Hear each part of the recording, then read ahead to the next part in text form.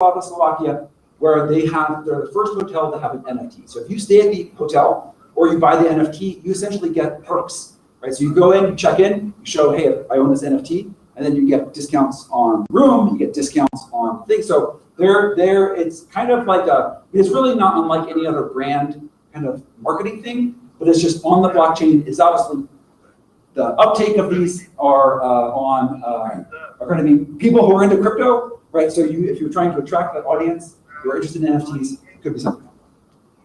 Lastly, DeFi, right? This is where you get all your degen crypto trading, where I talked about leveraging for Bitcoin. Imagine if you could just do that to infinity, right? So there's a great YouTube series called Tech Lead. This guy kind of is very cynical and has a very nice dry sense of humor. And he shows basically how to get infinite loans by just using the collateral of one loan, taking that payment, using that as collateral for another loan, taking that payment, using that for collateral for a third loan, swap it. So like essentially, so the thing about DeFi is that it sounds crazy and it sounds like a great way to lose a lot of money, there's that aspect to it, but it is no different than what Wall Street is doing with our money behind our backs without us knowing it. It's now just available for ordinary people to lose it all. The difference is we just don't get bailed out. Okay, so that's the only thing. So DeFi, I'm not a DeFi expert by any means, but this is how people were making like 1,000% APY like 6 months ago before the big crash. So they're doing decentralized finance.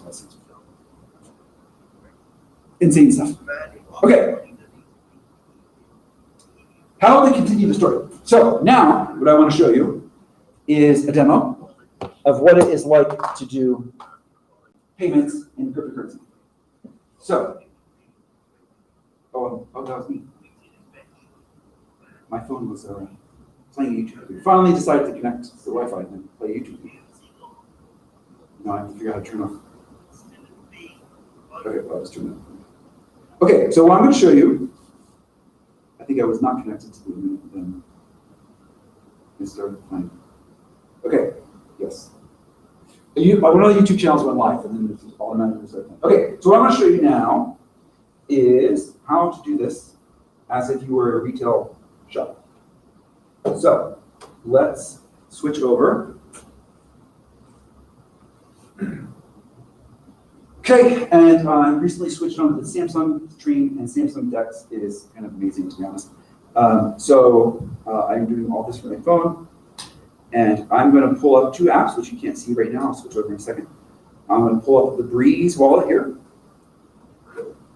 What Breeze wallet is going to let me act like a point of sale terminal. The other thing I'm going to bring up is Strike, which I mentioned that a few times. Does that kind of function like Square? Yeah, it's not. I don't know if they have they don't have a physical device yet. So I think it's more like the Cash App. And it'll make more sense here once I show it. So I don't think they're actually doing physical devices yet.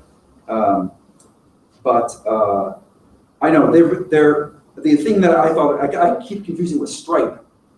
Of course, everyone wants to pick the same name. So Stripe is the API to get payments. Then you have Strike, which is way to get payments, but in crypto. So yeah, everyone picks the same names here. Okay, so let's turn off Dex.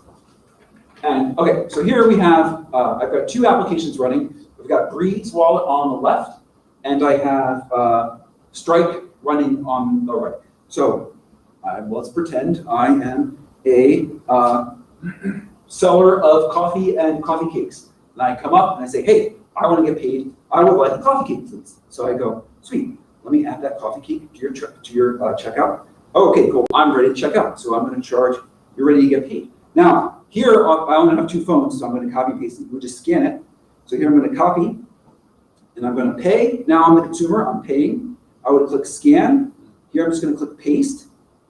Okay, I'm going to pay a 1 cent fee on this $2 purchase. I'm going to click confirm. So this is all happening, bam. That's how fast a Bitcoin, like the Lightning payment, can happen in a retail shop. That happened instantly. It is final, settled. There's going to be no chargeback. It is done. I mean, It's quicker than me going to my wallet to figure out the cash that I have. So this is where we're at right now with Lightning. This was not the case. This was definitely not the case.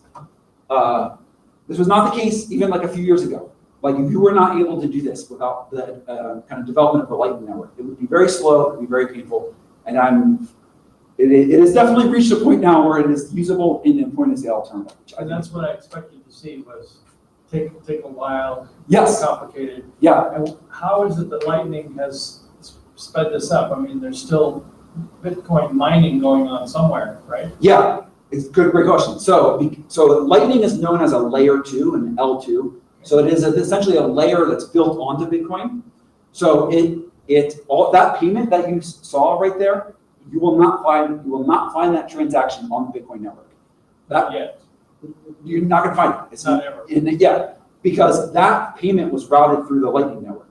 Well, the only transactions you see from Bitcoin to Lightning is what's called when you open and close a channel, and that's basically the equivalent of like creating a socket with somebody, like an IT role, right? Okay. So you only see the establishment of those channels. Once those channels have reached out, payments that go through those channels do not get recorded on Bitcoin, right? So there is a whole other. I'm trying to keep it.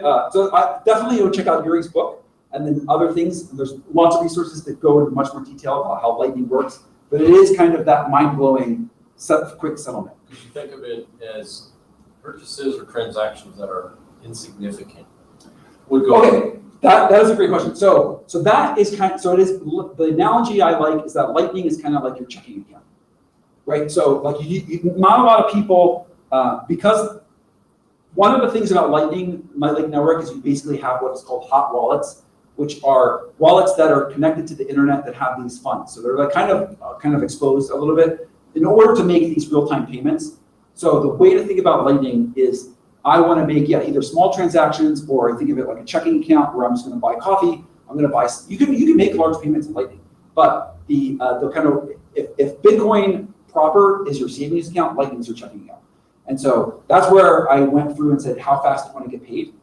The Lightning Network is amazing. I mean, so you can still use Bitcoin, but Lightning Network is going to be amazing for this kind of day-to-day. I want to buy coffee, I want to buy this. Bitcoin is not going to have that speed, but Lightning is. And is there a limit on the dollar amount? I don't think so. I haven't tested that theory. Yes. Say transaction amount. Yeah, I don't. You can make large payments in Lightning where the limitation on making those payments has to do with what's called your channel capacity or your channel liquidity. And so what this means is a bit technical, but basically if I make a node to me and you, I have to pledge some amount of my Bitcoin in that channel in this outbound direction. So I open the channel and I say I'm going to commit $50 dollars to this channel. Think of that channel as an abacus, where you're just moving things back and forth. So at most, I can initially make a $50 payment. Sure. Right, and until I add more liquidity. So this is where Lightning, under the scenes, gets a little bit kind of difficult and technical to manage. Some of those apps like Breeze Wallet, how are they able to make that payment? I didn't set any of this up. Breeze Wallet is using, basically, they have their own servers that have their own liquidity already locked up, and I'm able to leverage that. So the first time I made a connection with my wallet, I paid a setup fee of 28 cents. And that 28 cents allows me now to spend much Lightning payments. So that's all the fee that I paid, and I paid a cent to move that there. So you do have to, it can get kind of complicated, but for like the kind of retail use, this is kind of, I mean, that was basically it. So other things that Breeze Wallet can do is it can do more things like, you can do all the point of sale terminals that you have. So I think this would look like you have an Android tablet with your other devices, and then you would add things and things like this. But those are all, I will leave that as exercise to the reader to play around with that. And then, so how do we continue the story from here? Basically, these would be my suggestions. I think we, display the Bitcoin sticker. Even if we don't set up a Bitcoin wallet, it means we're Bitcoin friendly. Somehow advertise on your website, advertising in your shop. Hey, we just have, I know about Bitcoin, come talk to me about it. And that is one thing we could do. Obviously, a marketing thing that I thought of was just basically have a Bitcoin day. where you have a sale in Bitcoin or something, that you get either advertisement for your business, something like this. And then obviously it's just shared experiences, right? So the sharing the story of why you're into it, why you want to do it. This could be something that engages you with your customers, with other businesses, and I think this is what helps kind of build the network. And then yeah, so I'm at www.josh.co.xyz. I'm pretty active on LinkedIn. It's like the main one that'll take you to there, and my website and things like that. So I think I will end it here, and I will let questions from the entire audience of, I will talk about submarines, I can talk about crypto payments, talk about hacking things. I gotta clean up probably, whoever's presenting after me, I gotta make sure to put all the cables back for them, so I don't. Do you have a mining rig? I tried some Ethereum mining. So you can't do Ethereum mining with GPUs anymore after hours, that's dead. I tried it, yeah, I mean, it was kind of one of those things where it felt like if I was going to like, you kind of do it on the side, it's kind of like, yeah, this is like, maybe this is interesting. But then the people who do it like Red Panda Mining, I don't know if you've seen that YouTube channel, No. the dude like converted his entire kitchen and garage. Sure. So that's as much as I've done. ASIC mining for Bitcoin is kind of, I think it's impossible to do as an individual now. Essentially, the miners are producing them, the AMP miners in China, they're pre-running the ASICs to make sure that they've got a better hash rate, right? Because they're making the technology. So it's not surprising. They're basically, oh, let me make this new chip. Let's test it out for 6 months and see how well it does, and then they sell it to the market. So everyone else has the, the Bitcoin mining space is, I don't know. So if you were to buy a S92 or whatever Yeah. miner, Yeah. you're getting like a lesser. Well, I don't know how much of this is confirmed versus like speculative to be thing, but like, I know rumors of stories of like, for example, NVIDIA, where their newest GPUs, people were maybe mining at their desk, right, or something like this. So if you're the hardware maker, there's a lot of incentive before you release it to the public to enjoy the benefits of the hardware that you made. That's all I'm saying. That's all I'm saying. Yeah. I thought about doing that in my employer too. I thought I'd probably better just keep my job. Well, yeah.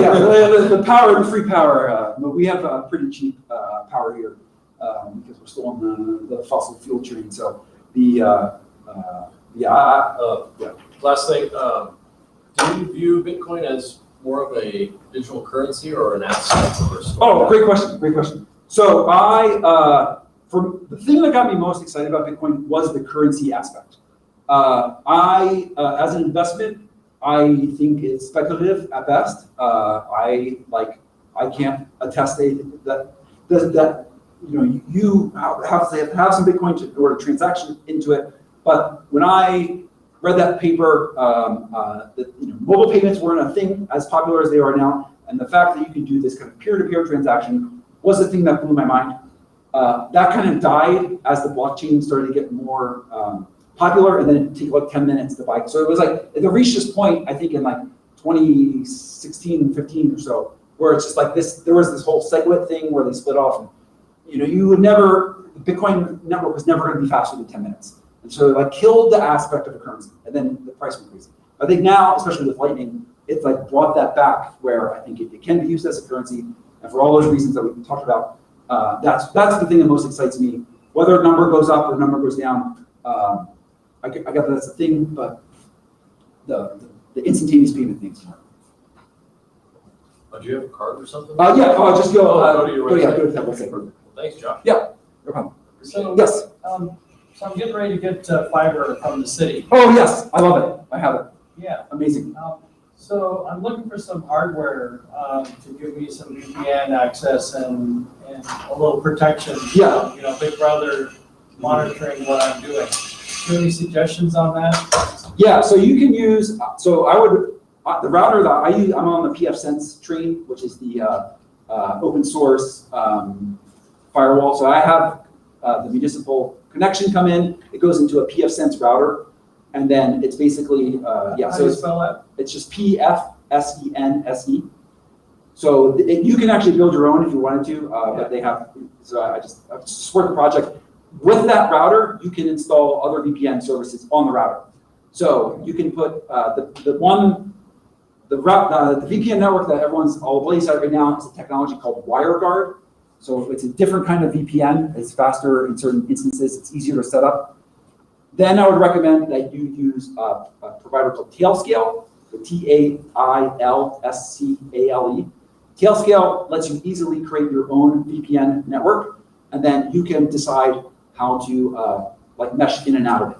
So for example, I can access on my phone, I have a Synology device at home, I can access that right now via VPN, and it was like one-click setup with Tailscale. It's free for individuals. So the guy on YouTube I've been following is Brax. Okay. Brax, I don't know him. Network Chuck is another good one on YouTube for this kind of stuff. I'm going to start to unpack. Yeah, thanks for coming here. I'm going to start unpacking. Thanks a lot. All right. I'm going to make sure that this person doesn't.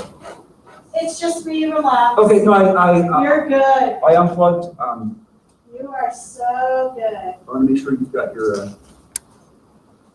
So I can set up and be ready? Yeah, I did what they told me not to do, which is unplug. Yes, I am. In the wrong place yesterday. You were in the wrong. You tried to see me yesterday? No, I tried to see somebody else. I just had my time. So you're the yes lady. No, I'm the yes lady. it's Well, entirely uncommon for me. I'm the figure out how to win lady. That's pretty cool.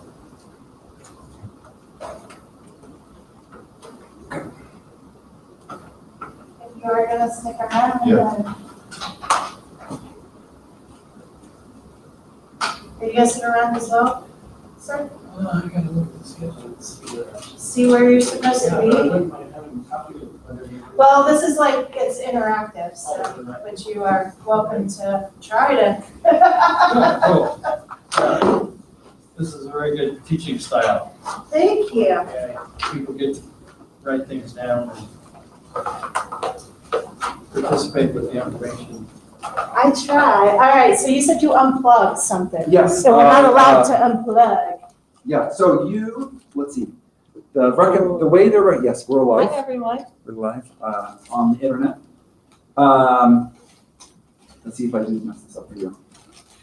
Somehow the projector turned off. Oh, no. Okay, here it goes. Yeah, we're good. So the recommended thing that they're saying is to use this computer. Oh, I heard this computer isn't really. But I can give you a hack if you want to plug in your own laptop. I would love that. if Okay. you could. Let me show you how to do that. So I have special connection points too, so I brought my own. So I'm going to show you to the next person because otherwise Nick might be on this. So this gray cable is the HDMI cable. Yes. So this can go into your laptop. The one that I've got right Yeah, that's the problem now. You don't have now. HDMI. And it will involve things I have not had to do. That's- you don't have So the one I that's have my right now connection is- point. Oh, you have USB-C. Okay. Do you have a USB-C HDMI? Yes. I'm I'm always prepared. 16, 17 years. And What other than this one to start is designed to This is my support. housing.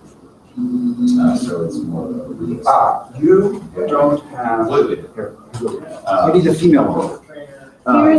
Here's the other thing. Let's So see, I have it innovation, actually to hook up through human Wi-Fi. things. So if it's available. Oh. Those are my okay. connections. Okay. So, So, yeah, so those both go into that. Well, I'll let you sit up here. The only thing I did is I took their HDMI and unplugged it from the Okay, computer here. so I don't do any type of training. So it's just for the next person. Everything we do is Okay. basically about health and wellness. So I'm not safety, really sure and if it's going, because I'm used to doing it on a team. Yeah, the reason I don't do technical training is, A, I don't have the skill set, but B. Yes, you gotta- so I think you don't You have gotta to. make I yourself could probably amongst do it. this, the technology. Yeah, I don't think you have to. I can give you here. Oh, you don't even do that. You sure need the training. Because I have. I don't know. You don't have a. You need So I need, you need so, this. So you need a female. Oh, so that you actually go in. oh, see, I have that though. Do you? Okay, then yourself. So- Okay. No, that's male. Okay. That's That- my- that's- So I need this. You need that. Here's what you need to do.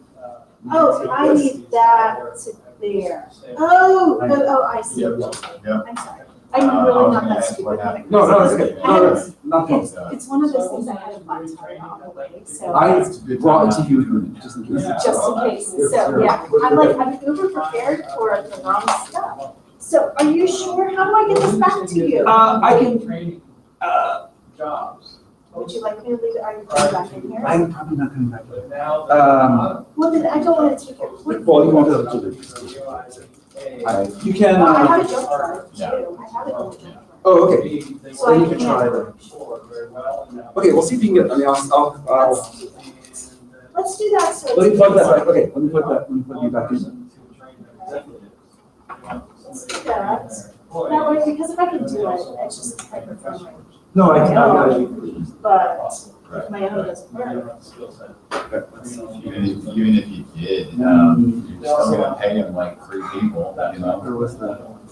And then, there's a lot of opportunities for actually creating content. Yeah. Not very No, strong there was on the a- content side. I had the, So that's a limitation. you have to change what you put on the projection now. So I have deep roots Otherwise, in adult learning. Okay. Very advanced skills, I understand brain friendly. and- Okay, I'd seized the mouse, so- Barriers. So we can get logged in. So that you can reduce the barriers. Oh, I don't know. Yeah, I'm not sure. Strengths. So I'm looking to play in that field. Well, that's good. I will say the content creation side of things is the reason my business has been successful. So that's where, so. So did you monetize the product itself? Yes, and it's Password is interesting, like, logged in FoCo. so I have 2 halves of my business. The first is going to conferences and speaking, similar to what you've done, and getting paid for in-person live presentations, right? So that side, that's pretty normal, and you can do as much as you want to travel. Okay. Then the second side of things, we started creating content, like, online content. Started this like 9 years ago, 10 years ago. I did initially, I didn't even know that this world existed. So initially I was doing it as a marketing piece, so I was trying to put out some fun videos on YouTube or whatever, and then hopefully drive interest to hiring new people. Right. And then, Turn the business flip flop. yeah, we started trying to sell directly to people, and that didn't work very well for a handful of reasons. One is we're not salespeople. Okay, I think you're, Small company. you are on, you're set up. If you But do another that display, reason go to is presentation that mode. a lot of companies, when they're looking for content, they're looking for a lot of it. And most content creators don't create enough for any one company. The only So thing that's- is, I think when I saw this last. So what has happened, so what we I'm found. good, thank you so much for Yes. coming here, Josh, it's helpful. A lot of companies, there are some companies that go around and find their providers and they contract Please do. individually with them, but a lot of them go instead to training libraries. I didn't make too much of a mess, so. Blended.com, if you know that, right? So, and that's Hi, why she made reach back this to Jed. was, the voice. See if it's actually, Well, yes. it was compiling Yep, all of that's it in a way that's significant enough that some company would be like, all right, I'll pay for that. Well, quality of presentation is at the top. It's okay. For me, I mean, it's so much better than what a lot of things that are out there.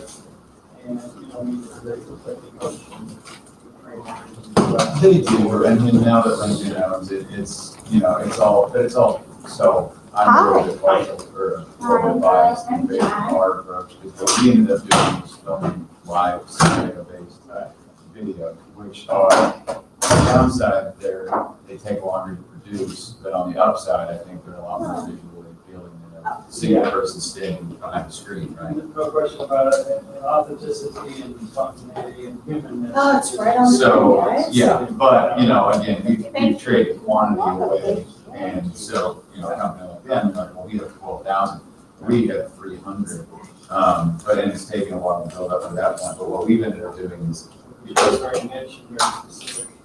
well, no, actually, most of our content's evergreen, it's designed for all audiences, it's designed to, What I mean is, it's universally applicable to, that's the idea. but it's very focused. Yeah, on Not general. the. All right.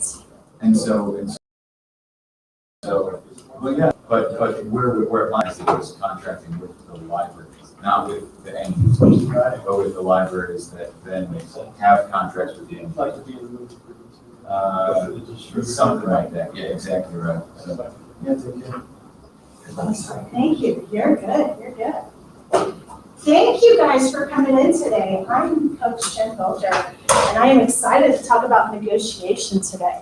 So since I have a few people in here, why don't you guys go ahead and introduce who you are and what you do, and if you own a company or if you work for a company, what it is.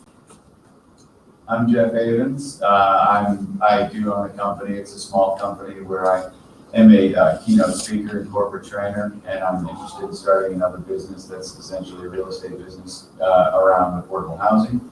And so right now in my business, I have someone who does my negotiating for me because I suck at it and would like to get better.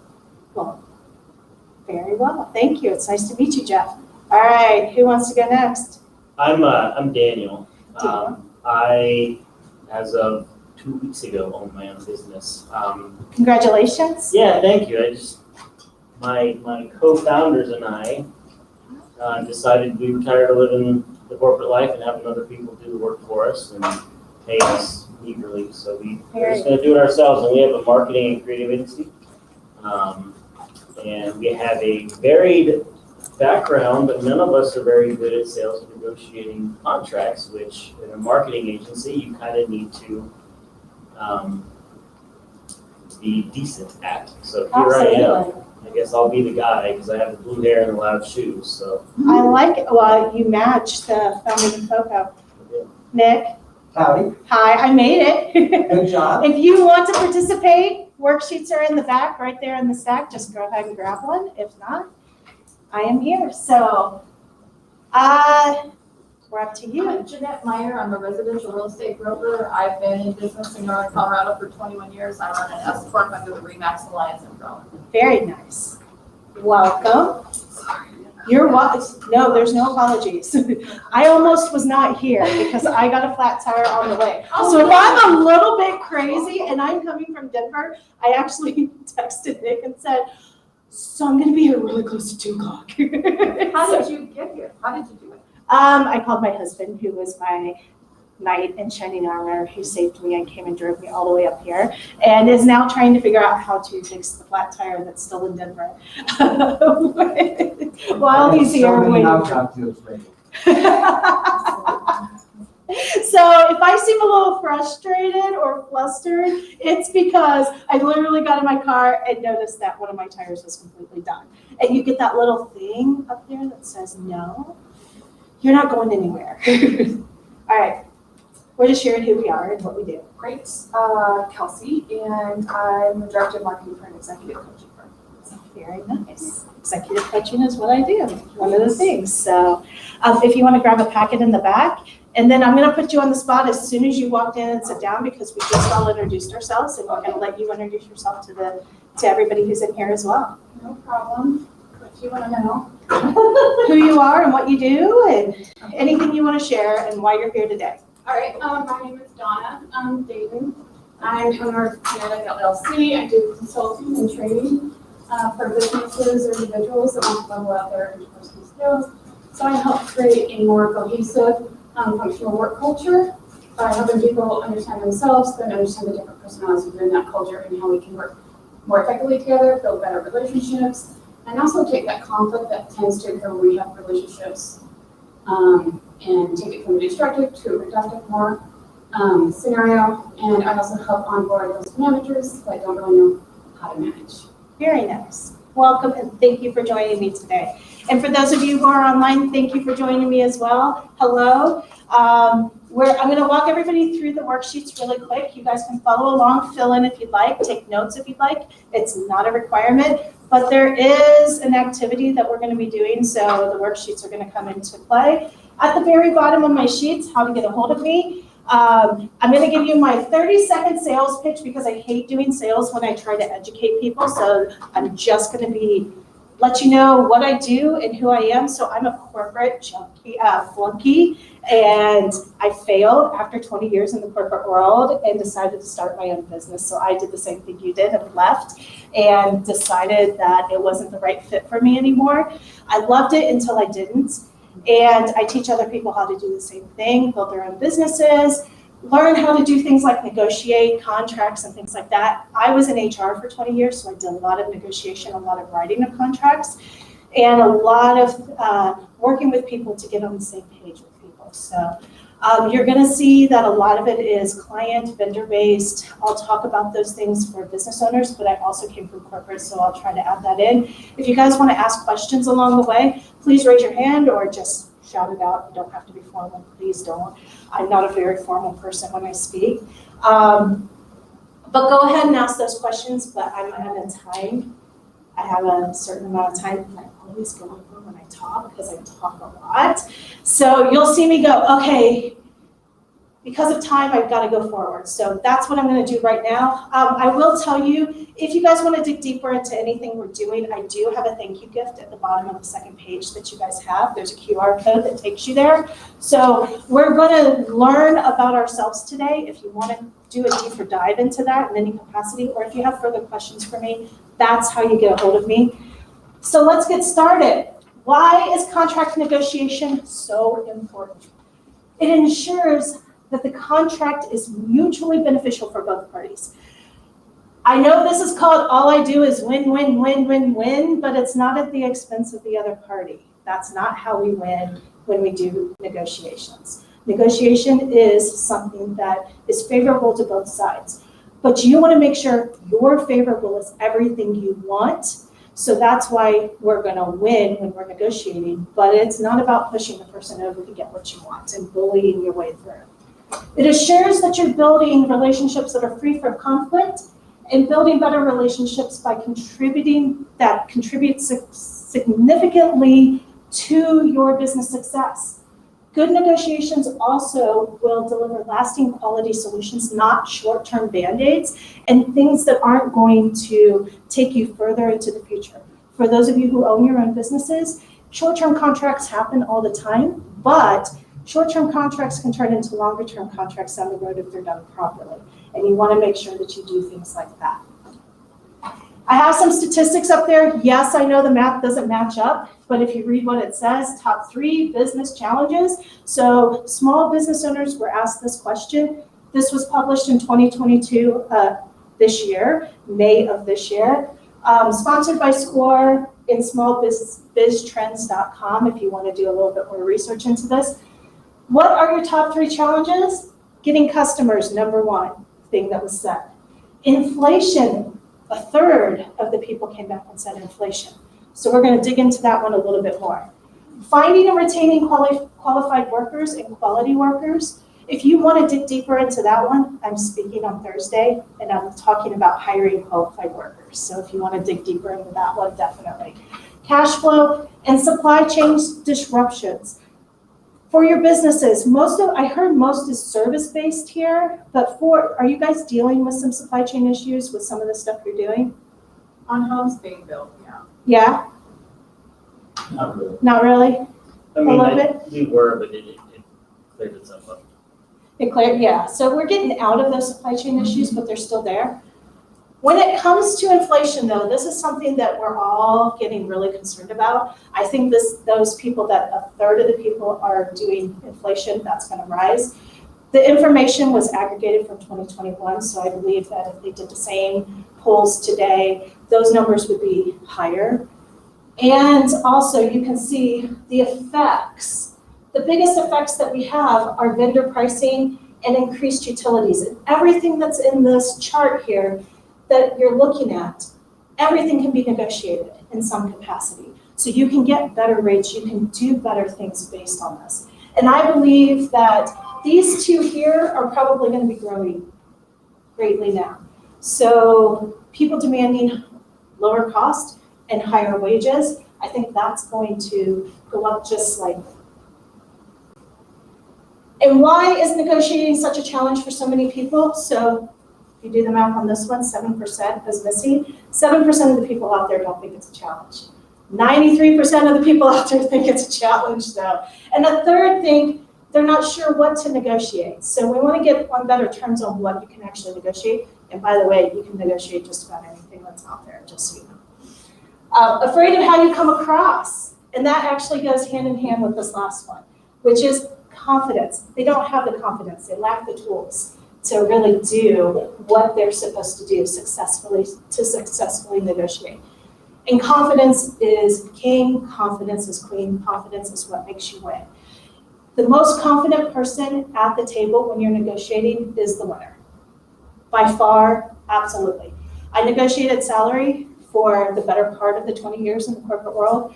And I will tell you, most people think that companies have a leg up in that. The only reason why they do is because they're most confident, because they know exactly when they're going to walk away. They know exactly what they're going to offer, and they know exactly what they're going to say yes and no to. The person who's receiving that information isn't always as sure and confident, which is why it seems lopsided. So we're going to change that today and give you guys some confidence. So how are we going to do that? We're going to start by learning who we are. I am a certified behavioral consultant, so I do a lot of work with how we interact with the world around us, what we do, how we make decisions, how we make choices. And the number one thing you have to understand is who you are first, because it has to do with our preferences. We're hardwired to do certain things, especially when we're under stress and pressure. And how many people, when you're negotiating, your stress level goes up? Definitely. Your confidence level goes down when your stress level goes up, and it has to do with how we're dealing with what we prefer to do, especially if you prefer a certain style, you prefer a certain thing, and the other person isn't receiving that very well. So there are 4 types of styles that are out there, and I do work with DISC, so you'll see the letters for the DISC that's up there. But in those 4 styles, they focus on 4 different categories: problems, people, pace, and procedures.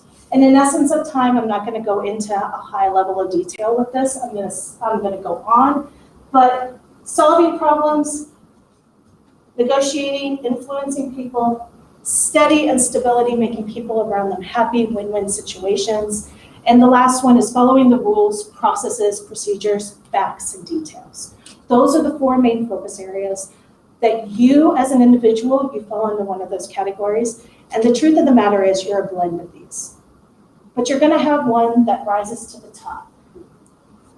And the reason why it's so important to understand what your preferences are and what you're doing is because it is something that you truly have to understand, because knowing it and being aware of it helps you have efficient communication, negotiations, leadership, sales, and building relationships. And that's what this is about, building the relationships. So you want to make sure that you understand who you are first. So let's start with that. What is your style? So as we're going through these, mine are a little out of order here. So let me get to the right order of where I need to be. We're going to start on the first page and what style relates to you. So look up here where the words are. D, it's an active style. There are 2 active styles. The D is the first one. They're adventurous, results-driven, bold, daring, quick thinkers. They are direct, decisive, strategically minded, charismatic, results and task-oriented.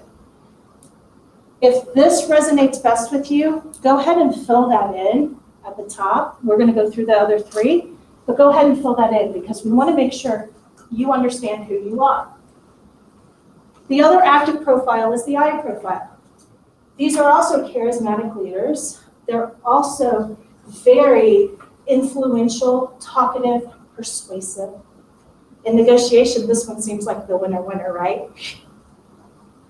All 4 have their ups and have their downs. So as much as there's things that look really good for negotiation in here, and we have pieces of this in our own profiles, every single person does, but if you're dominant in this, yes, this one does seem like the one that does well with negotiation. Optimistic, people-oriented, welcoming, energetic, enthusiastic, and expressive. Active profiles need to express and show you things, tell you things. They are going to tell you what you need to know. S's, they're a passive profile. They're committed, thoughtful, friendly, people-oriented, and you're going to notice some words are repeated in these because, again, we're blends of these and they do overlap with one another. Practical, warm, loyal, reliable. They're going to be more reserved. They're going to be more conservative, and not politically, conservative in their behaviors. Quiet, wait and see type profiles, level-headed. And the last one is also going to be a passive profile as well. It's logical, organized, fact-driven, results-driven, detail-oriented, conservative, problem solver, conscientious. It's going to be a driven but passive style. Any questions about? Yes. What does passive mean in this context? Passive means they're going to be more reserved and conservative. Very good question, by the way. Thank you. It's going to be more conservative in their behaviors. They're going to be more quiet. They're going to be more wait and see. They're going to be more thoughtful in how they make choices and decisions. They're not going to be as fast-paced. They're going to take a little bit more time to digest information. And actually, on our little worksheets, we're going to talk about that in a second and fill that in, passive and everything else. But very good question. Any other questions before we move on? So the most important thing you need to understand is your fears. Fears motivate us. And in negotiation, fears absolutely motivate everybody in that situation. So people who are high in the D profile have a fear of being taken advantage of. So you want to make sure that if you're working with somebody who is a D profile, or if you yourself are a D profile, you are taking care of the fact that you're not being taken advantage of, or you're not taking advantage of the individual. I's are rejection, and I can see everybody writing down on the little paper, so yes, we are filling in the next section. I's have a fear of rejection. S's, a loss of security. C's, criticism. Criticism of being wrong with the decisions they're making. Very important information, because can you see when you're sitting down in a negotiation, if somebody has a fear of rejection, what does that mean? A fear of rejection manifests itself in many different ways, but one of the main ways it comes out is they're not going to be popular with the choices they're making, so they're going to be more reticent and more taken back in how they're making those choices. And they're going to want to make sure that they stay in that everybody likes their decision type of thing. Whereas a loss of security, that one's a huge one. When it comes to the 4 profiles, the active profiles make up 14% of the population. So the ones that tell us what they need and are very direct in that, 14% of our population here in the States. 86% are passive. And they ask questions, but they don't tell us information when they're asking the questions. So important to understand that as we're going through. So let's talk about negotiation. Any other questions before we move on with who you are, what your style is, where that goes?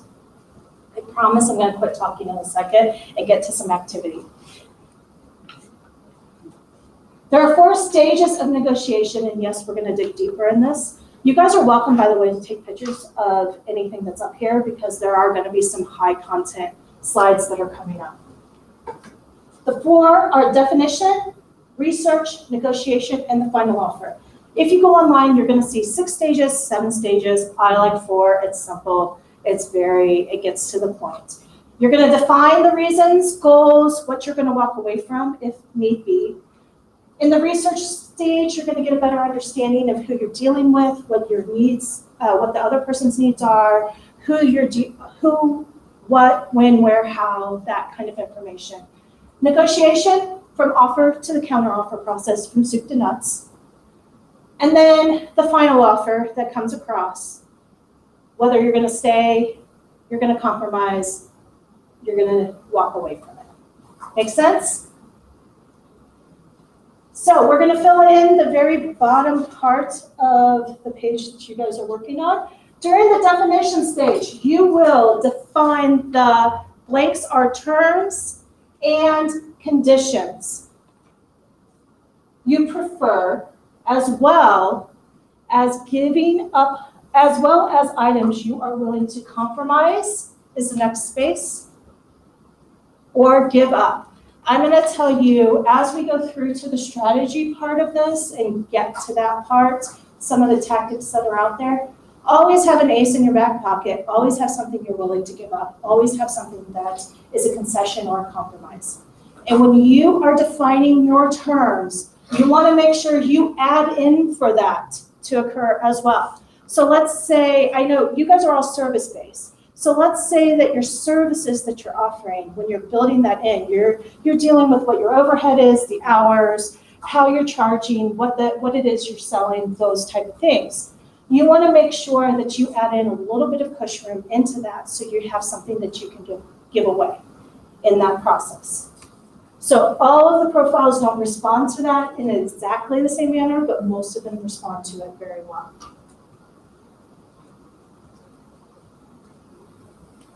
So as you're going through it, define the needs to ensure this contract will work for you. This is about you winning what you want out of the contract, right? You deal with homeowners.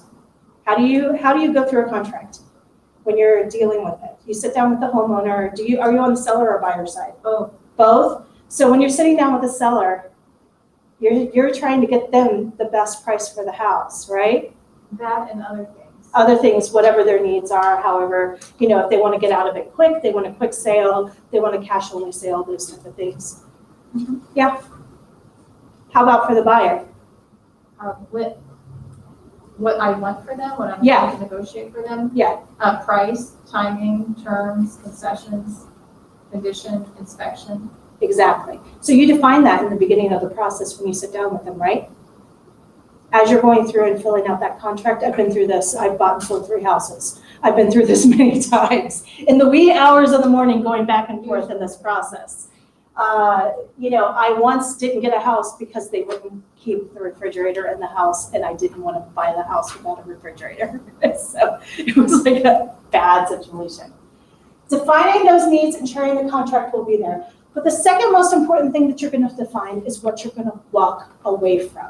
So once you have the definition of what your needs are, you are going to say, this is the bottom line, this is what I'm absolutely not going to allow to occur in this, and you are going to say, this is what I'm going to walk away from. And not only do you have to define the walk away point, but you also have to understand that you have to walk away. You can't just have it as an empty threat out there. For those of us who have children, if you have empty threats and say, I'm going to send you to your room, that doesn't work after a while if it doesn't really happen. The walk away point has to be a true thing that occurs. It can't be an empty threat. Money, favorable terms and conditions, all of these things are part of that contract. And the benefits on both sides, what you want to offer to them, what they need to offer to you as a benefit for you guys going into this relationship. And the concessions and compromises, the things that you're willing to give up. These are all the things that you need to define. How many people have issues with pricing? Pricing? I usually get this question, so I have a slide for it, so I'll spend a little bit of time on it. I'm not going to talk about different strategies that you can use, but I will tell you that when you're deciding on a strategy, make sure that you understand and have a clear understanding of your cost. So I'm going to go back to a product type thing because I like to talk about widgets sometimes. If I'm selling a product and my widget, my fixed and variable costs add up to my overhead and everything there, adds up to the cost of it with supplies and everything, $30 to make this product. I need to understand that that's what it is. Is that my walk away point though? Am I going to sell a product to somebody else for $30 if it costs me $30 to make? No. Your walk away point needs to be above that, but you need to understand what that is. Yes? So it doesn't sound like anybody else operates here with fixed costs. I know there's 2 people in marketing. I speak for a living. It's all invented. Like Yes. the prices that we charge are all fake. They're all They fake. are. And They are. So my question is, a lot of times you price according to what other people are doing in your market, right? So you look at their fake numbers, you take numbers that are reasonably close to their fake numbers for your fake numbers, Absolutely. and there you go. But then in the industry, there's people marketing whatever who are going to charge way more per hour than other people, photographers, Absolutely. keynote speakers, whatever. What, is it purely confidence? Is it purely like, Confidence. I care less, so I'm gonna charge more, that allows somebody to charge, more for the same service? I work with a lot of people who are starting out. When you start out, you charge a certain amount. As you grow in your confidence, you do charge more usually.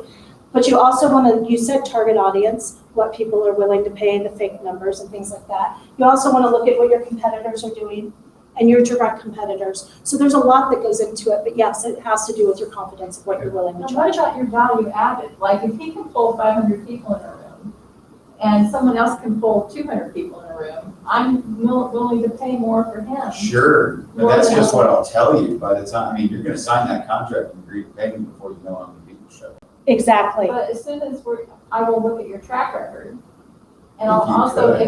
if we are together and something weird didn't happen and 100 people show up, you'll never work for my company again. True, but I don't work for a lot of companies more than one, so. No, that's a true statement. That's actual true statement. And in your case, being in real estate, you might have that buyer or seller We're in one the total opposite. Well, the argument I always make is that it's all those non, so my product is providing a presentation, kind of like. Exactly. Your product is selling a home. But it's all the things outside of the product that you offer, the commodity that you are, that really determine where your pricing is. I have, you know what, when I started my business about 4 years ago. And when I started my business, I have actually had 3 price increases since I've started my business. I went to the market, I decided I wasn't getting where I needed to go. At one point, I was actually too high for my market that I was targeting. So I had to adjust down, but most of those have been increases up. So you want to make sure that you're benchmarking against the right people, you're doing the right things, and people are doing the right research and you're giving the right information, but you're right, it has to do with confidence 100%. Knowing your goals, fitting your needs, all of that goes into how you go through your pricing. I work with a lot of clients on their pricing. I actually tell them, I know this is what you're comfortable with today. In 6 months, we're going to reevaluate this because you're going to be comfortable with more later and you're worth more. I'm telling you today you're worth more, but you don't believe that yet, so I'm going to get you there, kind of thing. So does that answer your question? Yeah. Okay. So let's do a little research. This fills in the blanks on the page under what you do during the research page. You gather information, identify concerns, prepare draft terms, and you're going to determine the other party's style. So let's dig into this a little bit because this is my favorite part of this. Knowing and understanding people is all about observation. So the next thing we're going to do is a little activity for observation. And I'm walking to the back of the room because I'm about to flash some things up there and I don't want people to be distracted by my movement because I move around a lot when I do things. So I'm going to stand in the back while this goes on. This is the activity. So I want you to do, it's called What Do You See? So the next thing that's going to happen is there's going to be some pictures. I want you just to tell me what you actually see. That's it.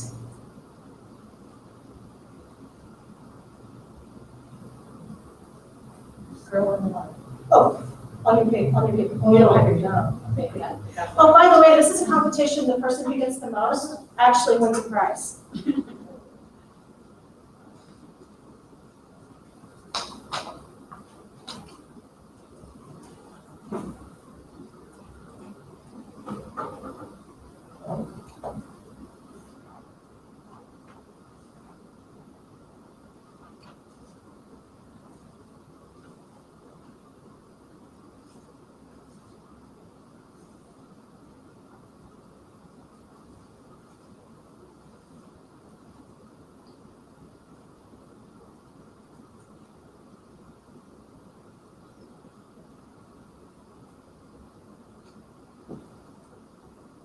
Oh, cool.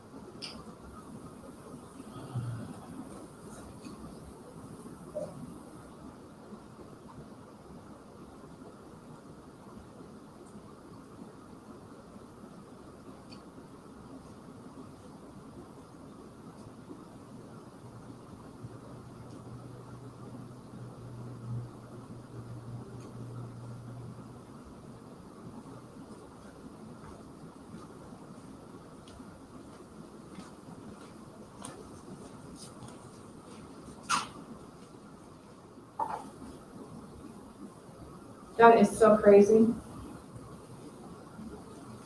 What's so crazy? because I can see the pictures Two different would come things? in and out. Yep. Or you're about to get upset with me. No. Because guess what? The activity isn't actually that. You're gonna observe what's changed about me.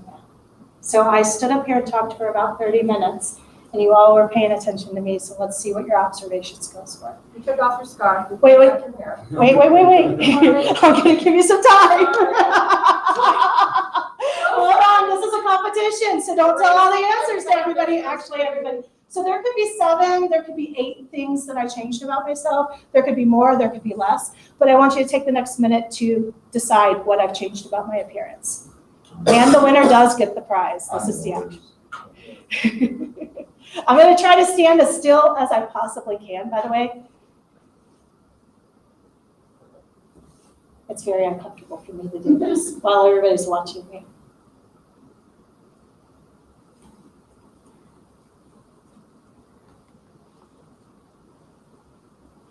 Oh, no.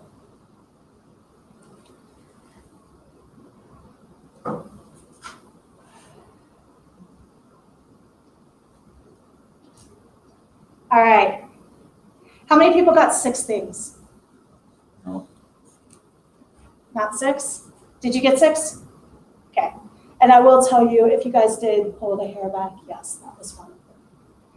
But my hair fell out while I was walking around here. All right. How many people got 5 things? I did, but I'm not confident. Okay. Start with the 5 things, and we already know the scarf, so you at least got the scarf, right? No, I heard her say it, and I forgot to write it So did you get my hair down. I falling? got the hair. Hair? Okay, what else? Are you wearing glasses now? I am wearing glasses now, so that's 2. I'm not sure that your jewelry or that watch is that new. Is the watch new?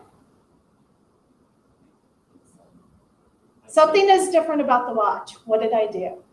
Different wrist thing? It is on a different wrist. Okay, so that's 3. Sort of. Sure it's different color? Sure, I did not stand at the back of the room and change my shirt. But you have the scarf, the scarf. The scarf, so there's a scarf. I did not change my shirt. I usually tell people I'm not a quick change artist. I do not go back and change my shirt. You got different shoes on? Not different shoes. Oh, really? So no, Not I did different fine. Okay, so we got 4 earrings. What about the earrings? You're not wearing them now. Was I wearing them? I don't know. Bonus points, because you are correct. I was wearing earrings. What was I wearing? I'm sorry, I don't know. Anybody? Anybody else get the earrings? So you got 3, 4? Sure. How many do you have out of that list? 4? You got the scarf? I'm gonna give it to him because I blurted out, so. Oh, no, No, you're I good, you're didn't. good. You can still go, you're fine. So you got the scarf, so that's 5. I think your earrings were gold. They were not gold, but they were hoops.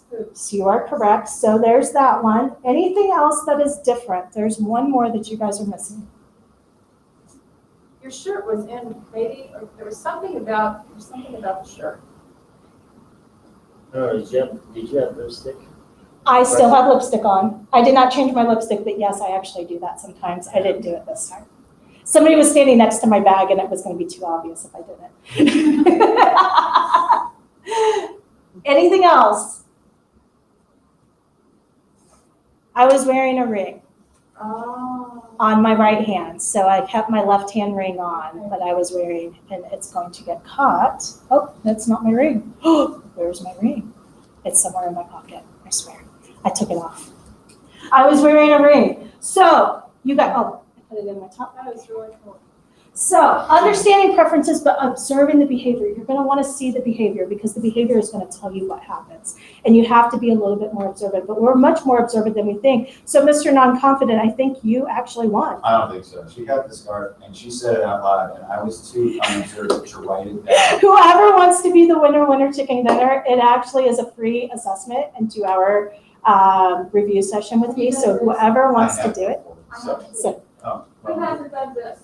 You know the winner, but- it's a little different, but if you want to do that, that's the I am prize. bequeathing it to Daniel. You're going to because bequeath it he's to in Daniel? startup mode. Okay. If I may, if with your You permission, can I'd like to definitely have- do that.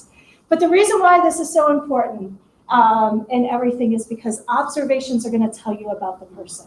So it's going to tell you whether we're active or passive. Active people need to get energy out of their system. So I move around a lot.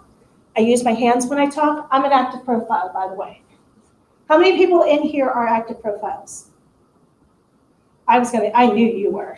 So D, I, both? Yeah. Yeah.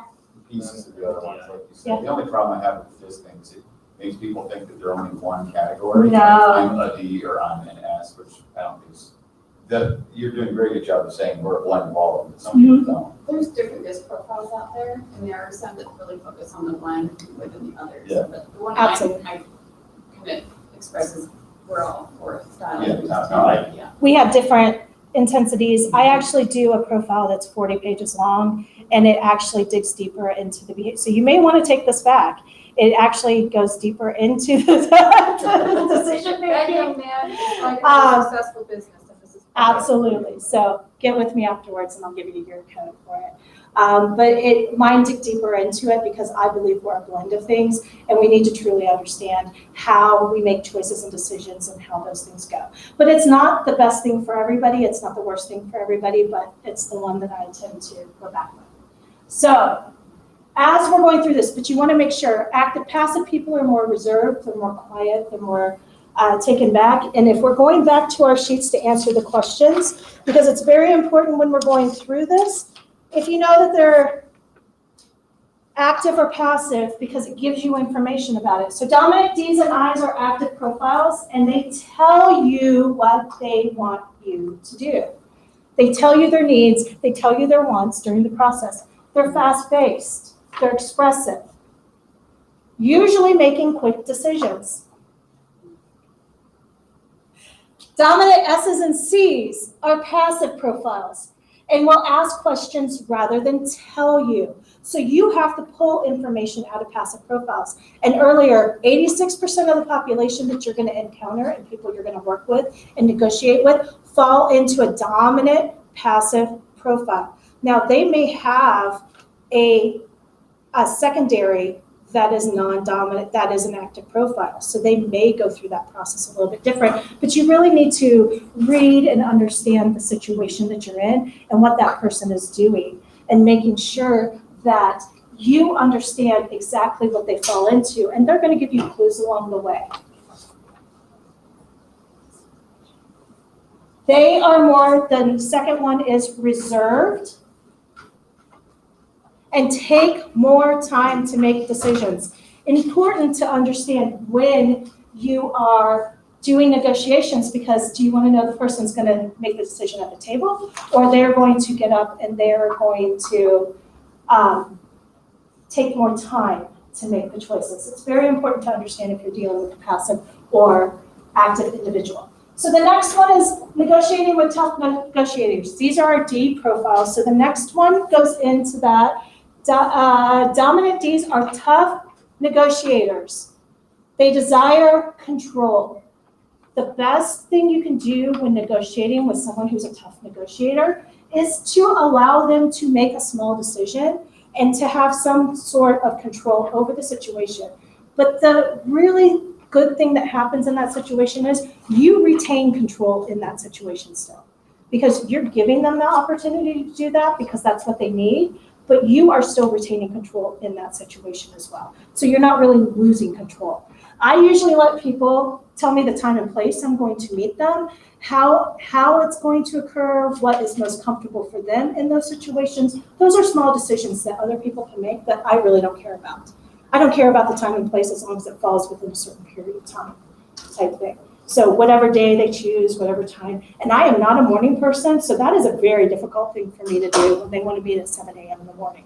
I really have to get ready for that. Make sure you give them the control they desire and be prepared to give something up. Always, always, always with a D, you want to make sure that you give Can I something ask up. a question? Yes. I understand how this is useful for knowing yourself and what your preferences are, but you don't always know the personality types of the people you're negotiating with. Yes. So how do I guess intelligently with that?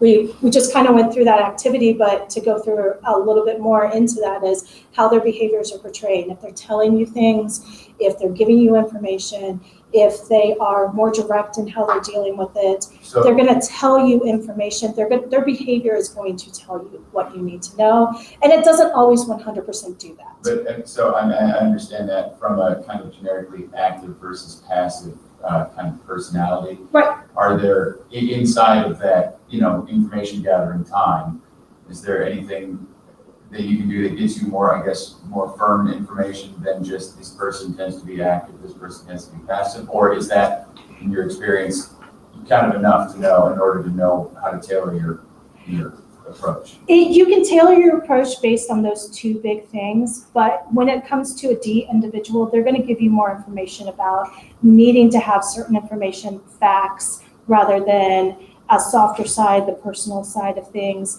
They're going to tell you what their needs are, as opposed to somebody who's going to be more passive. Individuals are going to be more asking questions about things. So, and that leads us into those other two profiles. And you can say, is it more personable? Is it more fact-based? Do they need more information? Are they asking factual-based type information?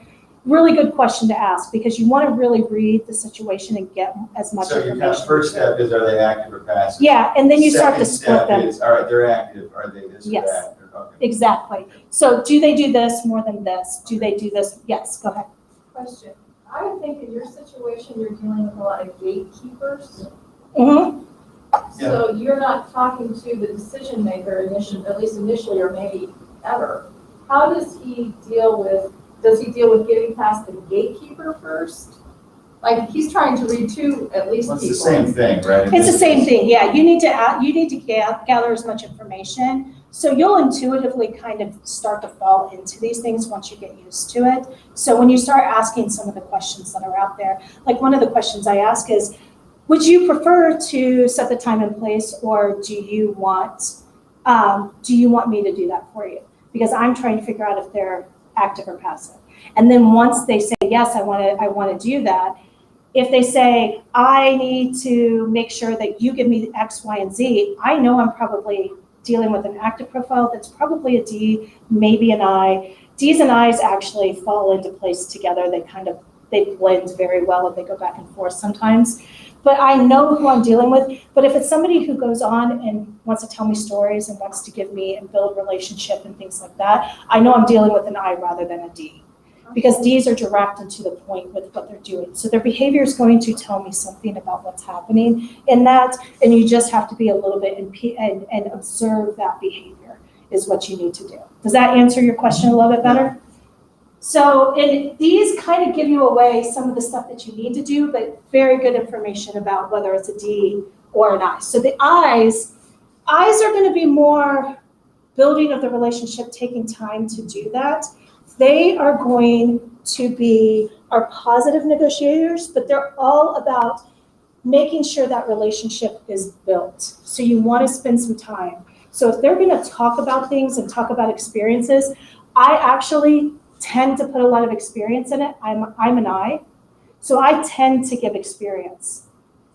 This is my experience. This is what I've done. I introduced myself saying I'm a corporate flunky and related directly to the individual that did the same thing when he told it.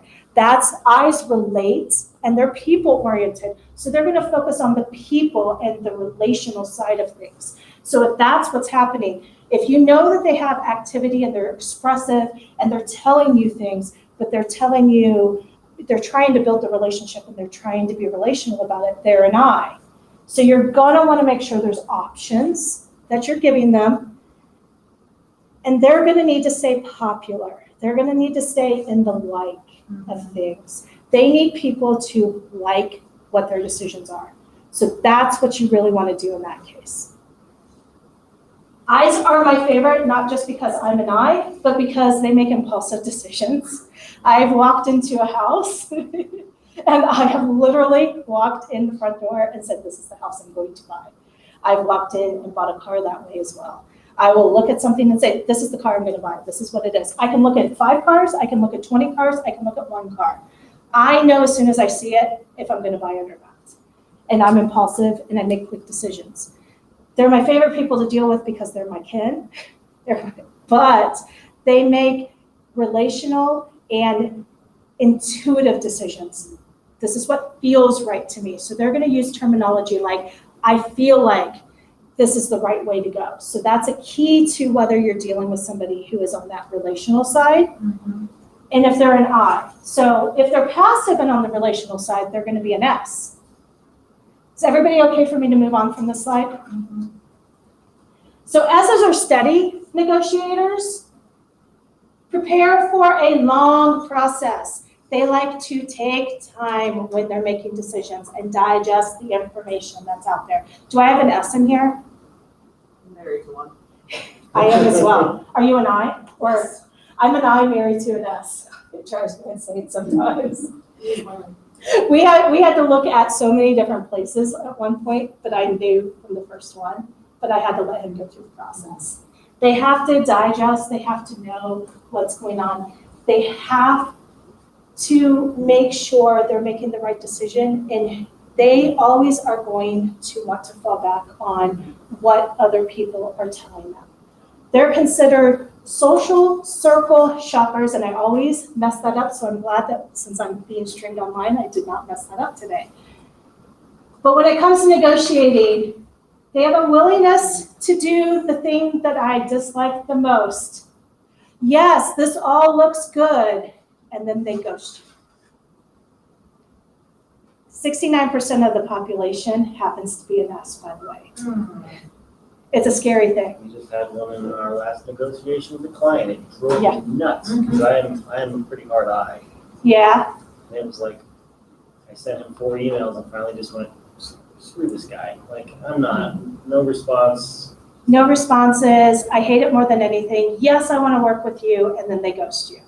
I shouldn't say I hate it because it is something that's a defense mechanism for a lot of individuals. They avoid conflict. They don't want to make you unhappy. So once you understand that that's what it is, there's actually a tactic to help with that. So I'm going to give you the tactic. Give them permission to say no or they dislike something. I always go into it as soon as I recognize I'm working with an S. Sorry, am I in your picture? As soon as I know I'm working with an S, one of the very first things I say is, I really don't like this portion of it. Do you agree with me? I give them the opportunity to tell me no about something or tell me what they don't like. I'm telling them it's okay to not like something. I'm taking away that conflict because they are very conflict averse. They are very uncomfortable telling somebody no. And they often will hide behind somebody else. They'll tell you yes and then come back later and say, my boss told me I couldn't do it. That's why it's so important to understand. She said the gatekeepers earlier. It's very important to understand if you're dealing with the final decision maker or not, because that helps with this. Present options that are favorable. They like win-win situations. 100% of the time, a win-win will be a good negotiating tactic. I should say 100 because I don't like absolutes. So 99% of the time, win-win situations work with S's. All right, and you know what? They are, the last thing says some S's may agree to terms and later not respond when finalizing or renegotiate terms with another person. C's are our last one, the rule-following negotiators. They follow a perceived set of rules, and no, you don't always know what those rules are.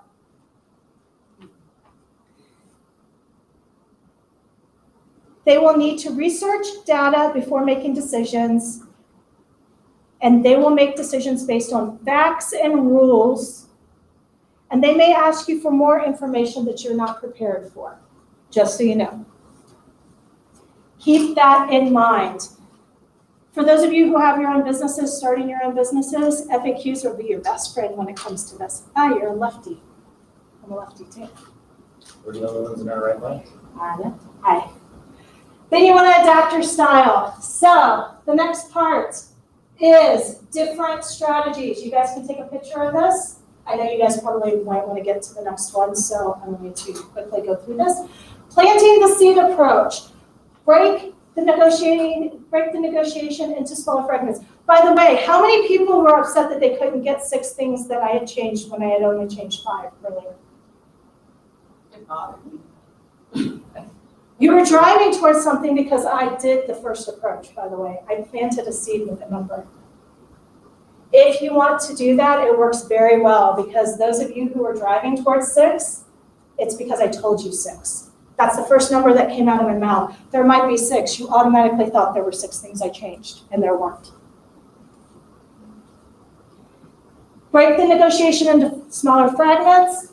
Take the I am only asking what is fair approach. This works really well when you're dealing with somebody who wants to make sure everybody's happy, like an S. This actually works well with C's as well because they're going to want the data and facts behind it.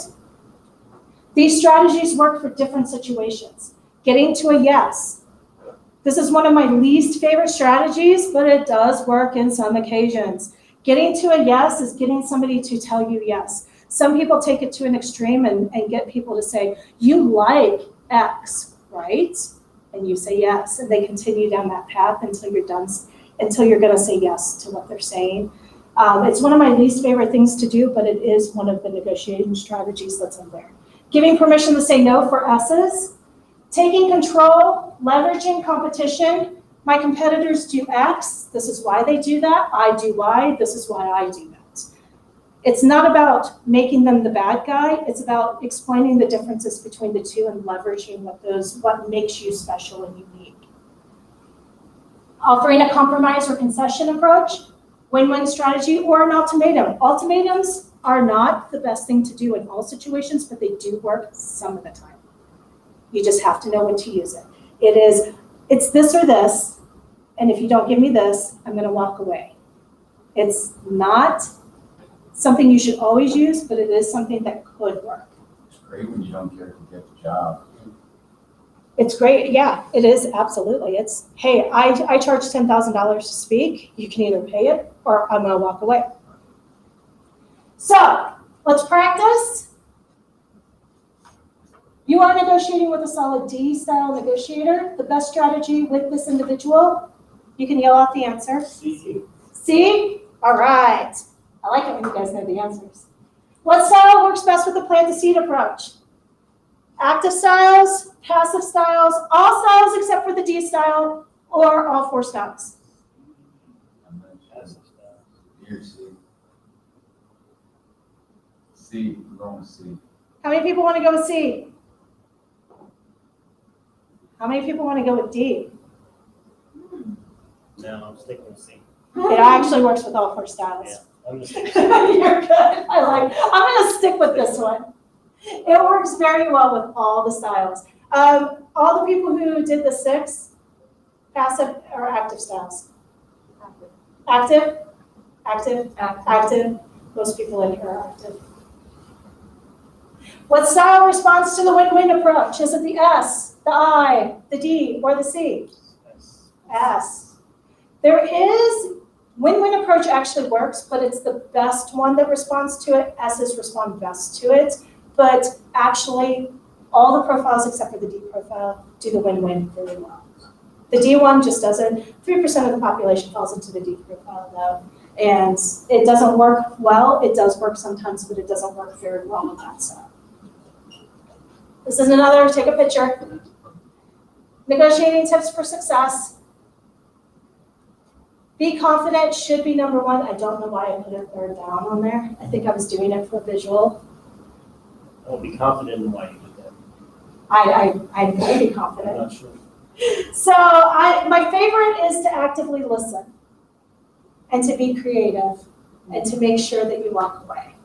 Those are the ones that I usually try to focus on. But be clear when you're why the expectations are not meeting what your needs are. When they don't meet the needs, choose an approach. It's not a one-size-fits-all. Oops. And then the last thing is, why is that not going up there? There we go. These are things to avoid, and this is the big one. Never, ever, ever, ever, ever be untruthful, regardless of the situation. Never be untruthful when you're negotiating. There are people that are, actually most of the people who are sitting in this room probably pick up on it very quick when it happens. and we won't say anything most of the time, especially as eyes. We actually won't show our hand very well. We'll just say we don't want to do it. And we'll walk away and you won't know that we knew we were being untruthful. So don't ever do it. It's a bad thing. The other one that's really bad is making it emotional. Human resources for 20 years, the one thing I always had to tell people is factual, not emotional. If I have to take this to court, if I have to do this, if I have to negotiate this, if I have to do this, if you have emotional-based information, I'm not going to win. If you have factual-based information, I will take it and be able to utilize it. Yes. I have a question about that one. So, and I think it applies to a lot of people who run their own business. Most of us remember doing our job for basically nothing. Mm-hmm. And it is, the pricing thing for me is emotional. And Right. one of the best decisions I made for my business was having somebody else do that for me because it's not emotional for them. Right. Do you have any advice on how to take the emotion out of pricing your own services? I mean, you do it for yourself. I do it for myself, but it took me I actually have a mentor that sat me down and had to explain the stuff to me and help me take the emotion out of it. I always go to somebody else. So if it's a mentor, if it's a coach, if it's somebody else who you can bounce it off of, a significant other, somebody that you trust with that information, that's one of the best ways, because they're going to be truthful with you, whether or not it's too high, too low, or right in that sweet spot. But if you're not charging what you're worth, they're going to tell you that as well. They're going to plant that seed. The plant the seed thing works for so many different things. And if it's going to be one of those things that seed's planted, I do it with my clients all the time. I actually tell them, you're not ready to charge this yet, but you are actually worth this. I plant that seed, so 6 months down the road when I talk about it again, I'm getting them there. But does that kind of answer your question? So you're essentially saying the coaching you received from others gave you. It gave me the confidence to charge, It's to not as do much about it. confidence. Does it remove the emotional Yes, it does. gut punch? It does. Okay, when you And- quote a number that you're like, God, they're gonna say no, I'm gonna lose. It the is. job. And as an I, my job is for everybody to like me. And so anybody else who's an I that's in here that does this, I will tell you, my number one thing is I have an issue closing my sales. The reason why I have that issue is because of that reason right now. They're not gonna like me once I tell them what it is. I actually flip the script. I actually tell everybody what I charge in the very beginning. I give them a range. I don't give them an exact quote, but I give them a range. And if they're still nodding their heads and saying, this seems like something I want to move forward with, that removes that emotional gut punch from me later when I drop the pricing. And it actually is flipping the script. So if you're an I, flip the script. And if you're working with an I, flip the script with them. So it's kind of one of those things that you're gonna want them to, they're going to give away the farm eventually because their job is for people to continue to want to work with them. And that's their main goal. You have to understand, and I'm a very economically driven individual. I like to make money, but I like people to like me more than I make money. So it's an issue for me. So what I do is I have other things that help me. What works for me though may not work for you, but you can try it and see if it does work. And if it doesn't work, then try something else that helps take that emotional attachment. Being cognizant that emotion needs to be removed is one of the biggest battles you have to overcome. And once you know that, and once you do that, it is one of the best ways to move forward beyond it because you're actively trying to solve it subconsciously as well as consciously. Does that answer your question? Yes, it does. I'm sorry, I'm texting the lady that that does my negotiating for me. Tell me about this. So this is my last slide, making sure everything lines up and your expectations meet where it needs to go. Oops, sorry, went the wrong way. Why is this going this way? Oh, final offer and decision is the last step. So whether or not you decide to go with the terms that were presented to you, you decide to negotiate, or you decide to walk away from it, that's that last step. So if you have questions, please reach out to me. I am not opposed to meeting with people and answering questions about this, digging deeper into some of the things that are out there. Thank you very much. And if you do want to get a hold of me or anything, this is me. So I have stuff in the back. Thank you. I hope this helped you. Thank you very much.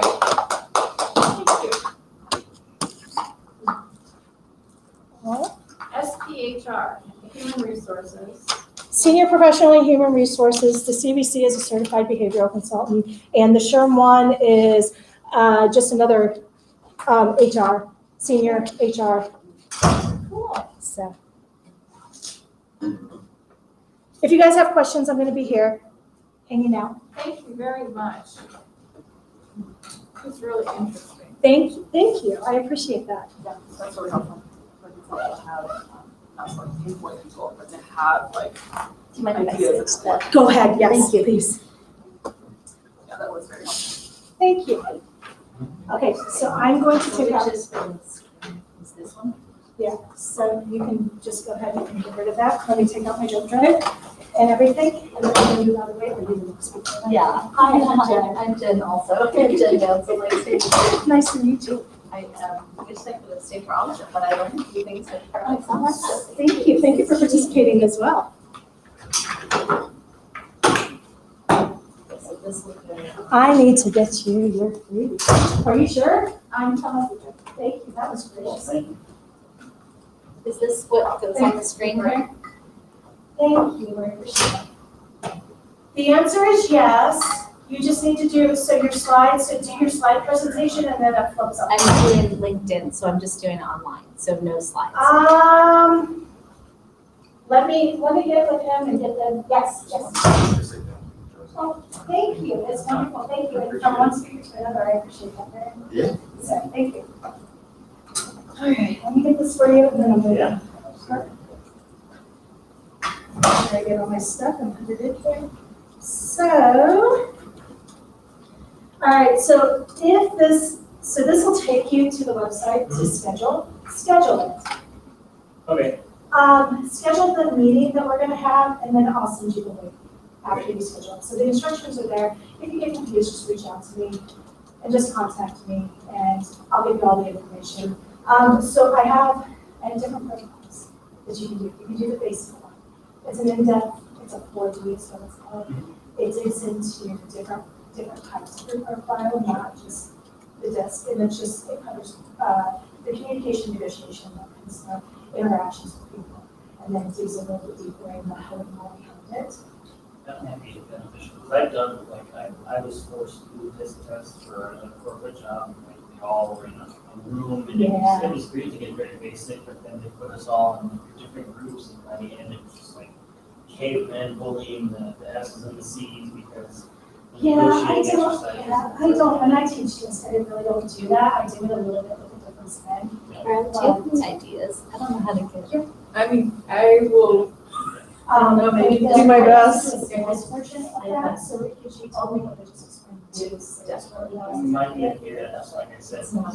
none If you of us, want the sales, so And it's when you schedule it, if you put it into, I think there's another section of the document that you can say, I want to do sales. So I also think I think it's the way. That's profile for you. yeah, just because we're, I mean, it's just the 6 of us night out, we're gonna have many contractors and There you go. freelancers Oh, to okay. Sorry, yep. cover, but somebody's got to sell.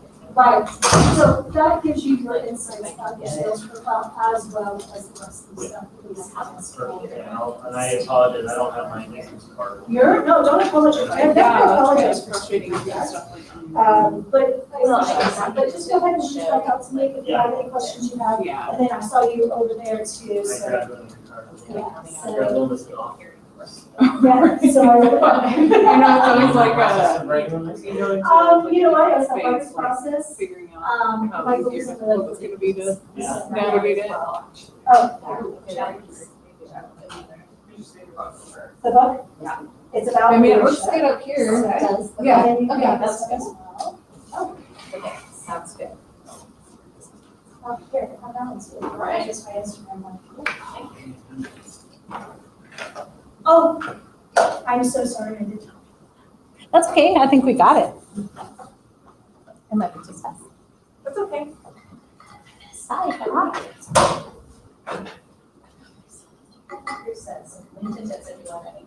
Thank you. I'm sorry. It's okay. You missed the part where I have a flat tire at home and Oh, no. my husband's waiting for me. Oh, no. Okay, you got it, okay. Thank you. All right. So we're 7 minutes after, so I think we'll go ahead and start. We may have some folks, hello online, if you're listening online, welcome. So we'll go ahead and start. So hello, everyone. And those of you online, hello. My name is Jennifer Bansel, and I am a strengths-based consultant. I teach at CSU and at the University of Tennessee. I'm also a private consultant, and I do a lot of career coaching, and also I'm a Gallup certified strengths coach. So that's kind of the context with which I'm using LinkedIn. But so my top strengths are communication, connectedness, maximizer, woo, and relator, and positivity. And so when I think about my strengths, I think about staying in touch with people, and staying connected is really, really important to me. So I use LinkedIn a lot.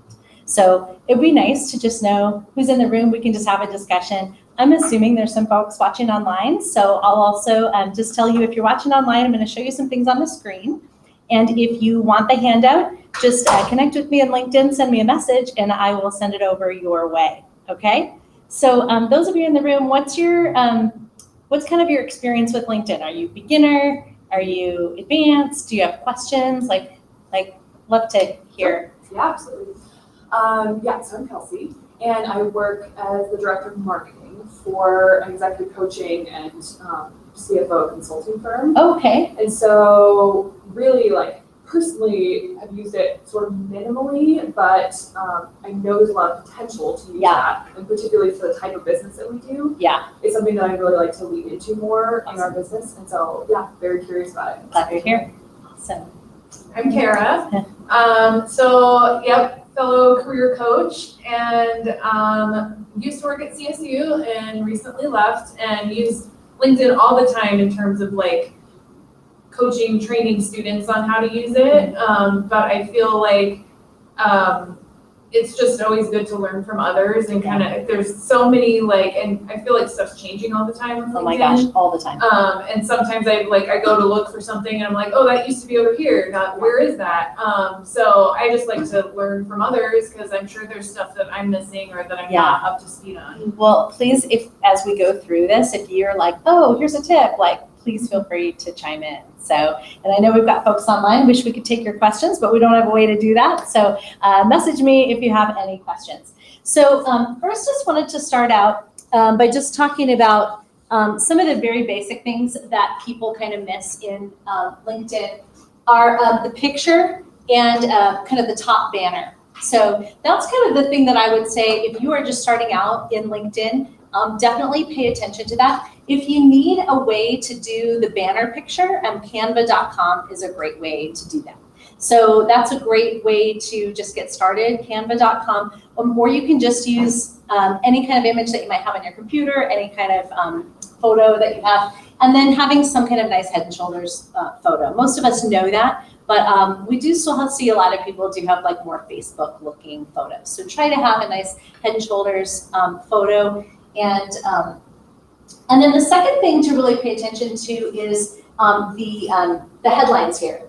So one great strategy to look at is some kind of phrase that describes what you do. So mine says creating strengths-based careers that make life meaningful. And then some titles: Gallup certified strengths coach, strengths-based career coach, executive coach, life coach. So there's titles and a phrase. So if you're stuck on what to do on your headline, think about doing both. Think about some kind of phrase and titles. Whether the titles go first or the headline goes first, or you just do one or the other, it's really personal preference. But when you are posting comments in LinkedIn, only the first part of your headline shows. And so you do want to make sure, experiment with it a little bit to make sure that your whole phrase shows up when you're posting, or that your titles are showing when you're posting. So which goes first really is personal preference. But I do think both make a nice headline. A lot of people only have their current job. And that's a real miss there. You just can do so much more.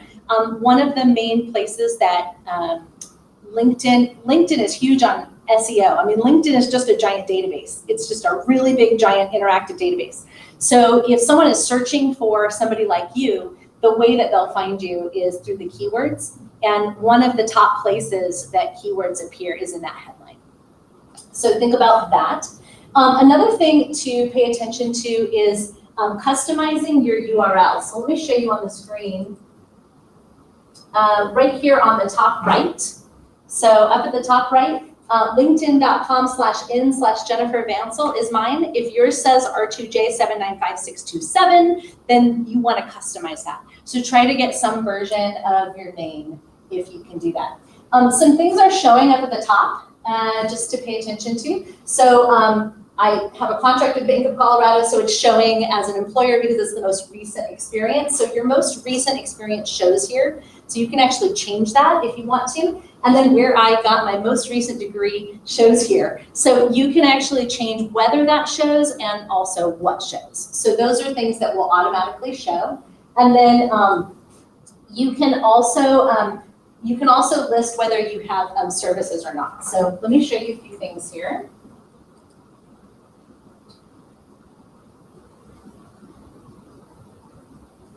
So one of the things that people that are job seeking want to look at is actually this open to section. So if you are looking for a job, you want to pay attention to this open to work setting, and then there's a whole bunch of different settings there. But for those of us that are entrepreneurs, which is our focus today, paying attention to whether we provide services. So that's actually a huge way that I built my whole business based on this. When I first started out in business, I built everything through requests coming in through services. It was called LinkedIn Pro Finder at the time, and now it's called services. It turned out for me as a career coach, resume writing was the thing that drove business. Now people will contact me for resume writing and I'll say, oh, do you also know your strengths? Do you know how to interview? Do you also need some help with job search? I mean, then they most of the time are working with me overtime, not just for a resume. But if this was the lead generator, was the resume writing. So whatever business you're in, think about what the lead generator is. I am a life coach and executive coach, but a lot of leads don't come in for that, even though I do a lot of contracts that way. So for me, this was the revenue, this was the lead generator. So you just have to know your industry. There's all kinds of things from marketing, coaching, accounting services, web design. There's so many things under services. So you can pick what is the most applicable for you, okay? So that's a great tip for entrepreneurs.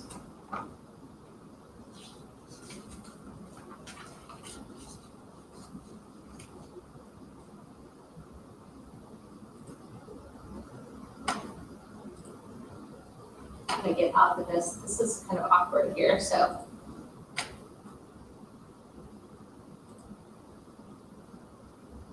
Okay.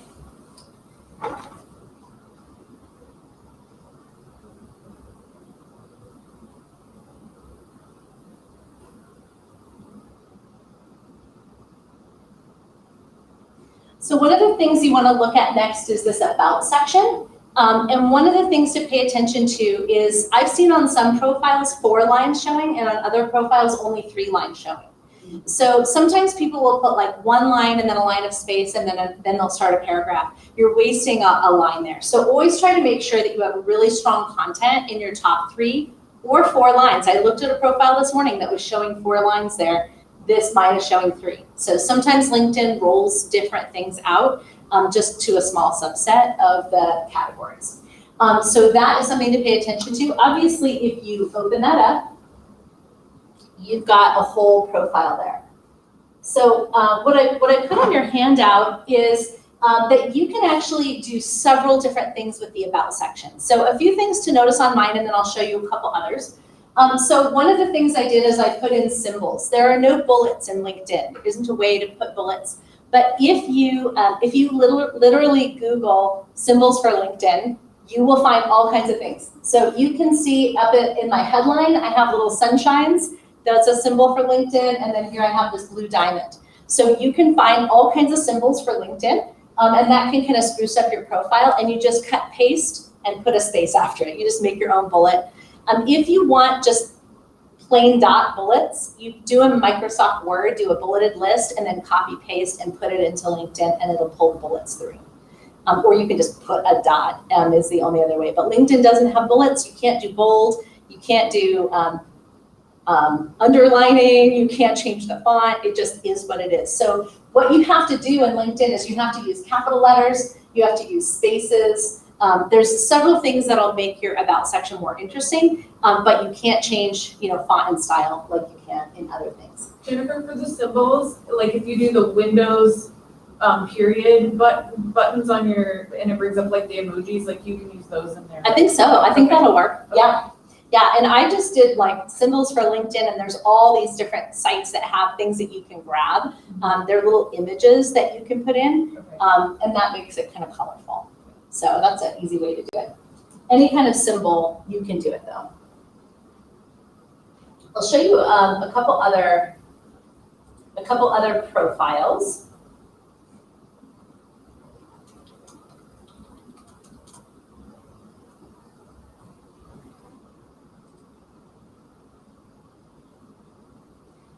So a couple things that are different here. Canvas is showing 4 lines. See, that's an example of that. So mine only showed 3, this one shows 4. So I don't know if LinkedIn is going more toward a 4-line one, but you do want to pay attention to how yours appears to make sure that that's real strong. And then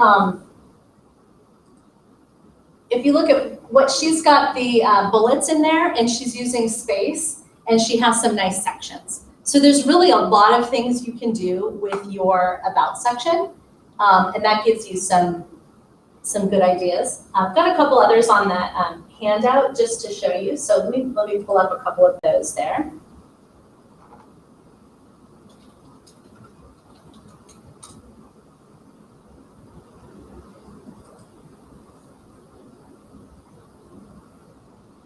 So one of the things that you always want to pay attention to is what kind of language you're using. So in this profile, it's third person. Chris currently serves on the board of, he is on the, right, it's about him. This is like written about him. You see this a lot more with people that are public figures or CEOs, or maybe somebody who possibly isn't going to answer their own. I don't know if he answers his own or not, but potentially if someone isn't going to be answering their own, that I think is the language I would recommend. I usually have people do first person because usually we're answering our own LinkedIn messages. If that's not the case, then I think talking about someone would make a lot more sense. But I do think that it's like one step removed from being the social media that this is. It is a social media, so usually when we message, we think we're messaging that person. So looking at a first person,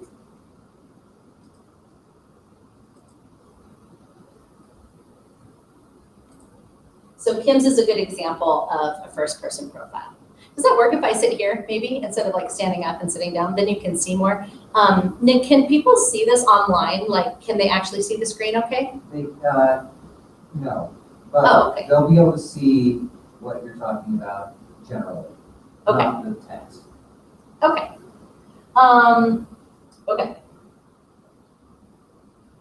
So my apologies to those of you online who can't see the screen. So please feel free to message me if you want the handout. So I want to make it like valuable to those of you in the room, especially to make sure that you know, the things on the handout are really clear for you. One of the things to pay attention to in your about section is keywords. And so let's just look at a couple examples.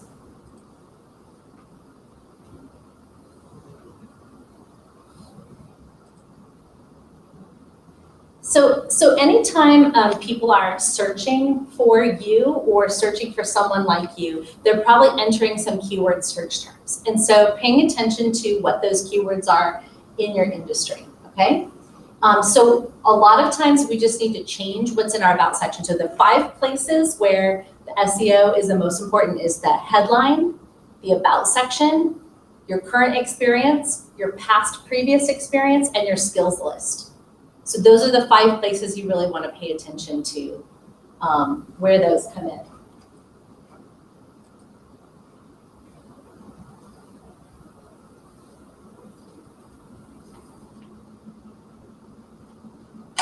I'm gonna go back to mine for a minute and show you all some things.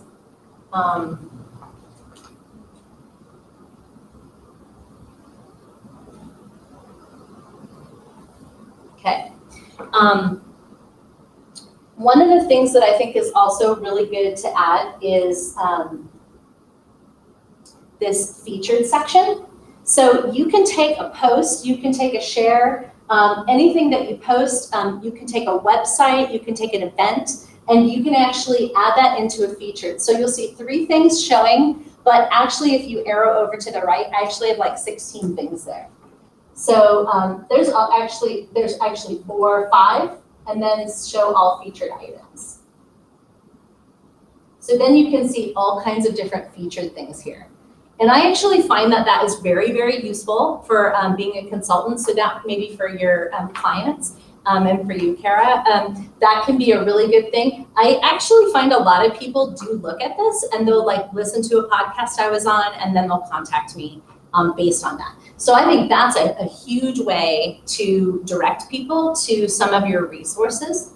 The other thing that you can see here is that you actually can put your website up at the top. So if you don't have your website up at the top, add that in. That can work really, really well. Any questions about some of those pieces? That's actually a new feature. That's actually a brand new feature. Adding in your website at the top is something that LinkedIn just added, I would say in the last couple months, maybe sometime this summer. That's a new thing. Another thing that I think is worth mentioning for entrepreneurs is this creator mode. How many of you have used creator mode? Are you familiar with that? You have? Okay, great. What have you found the value of? It makes it a lot easier to share like video and content. I get a lot less random connection requests. Mm-hmm. And also the folks that do follow tend to engage more. Mm-hmm. So the posts typically get more engagement or comments or whatever else. So. Awesome. Okay, so in case you couldn't hear, those of you online, Nick said that the posts get more engagement and that less random follow requests. One of the big differences with that is this right here. It doesn't say connect, so you have to do the more to connect. So if you're looking at someone who has creator mode, it'll default to follow, and it'll just say, do you want to follow this person? You can still connect with them, but people have to do more. Now, what I do on that is I actually, when someone follows me, I look and see if it's someone I want to connect with, and if it is, I go ahead and send them a connection request. And I can always see so-and-so followed you, so-and-so followed you. And then it just gives me a little bit more choice about whether I want to connect. And almost always they will. If they've just followed me, they probably, if I didn't have creator mode, they would have just connected. So if you don't have creator mode on, then the default button says connect. But if you have creator mode on, then it says follow. One of the things that is useful for our entrepreneurs with the creator mode is that LinkedIn will actually send us a message about once a month and says, these are the things that we want to talk about in LinkedIn over the next month. It's the new year. Let's all talk about New Year's resolutions, hashtag NYE. It'll actually send us a list of different things to post and tag. So when you see those like LinkedIn articles, and people have already, I always wonder, like, how did they get their comments on those LinkedIn articles? It's because people are getting kind of a heads up that that's coming out, and then they're hashtagging that, and then LinkedIn is curating the responses on those articles. So being a creator has that nice advantage in addition to just the follow. There's also a creator community. And so there's somebody who's like in charge of my group of creators who offers to meet with us every quarter or so and says, you know, let's have a conversation about how LinkedIn is going, how we get engagement. I reached out to her recently and said, hey, why did this post get engagement and this post didn't? And she gave me some great feedback. So there's a lot of things about like how quickly someone responds, the time of day, when someone comments, that goes into the algorithm for engagement. So she was really useful. The other thing she said was, hey, if you want to up your engagement, do a poll. And so she gave me that feedback. Those are some of the highest engaged. Now people put some pretty stupid polls out there, so I think like try to make it relevant. But polls, hands down, have had the most engagement on posting. So I wanted to make sure that you also saw that you can add media.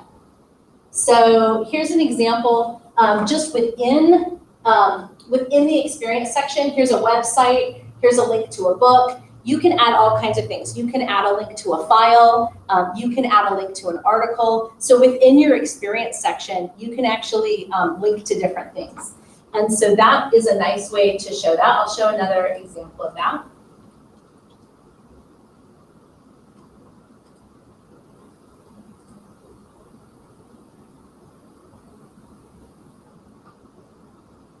So here's another example.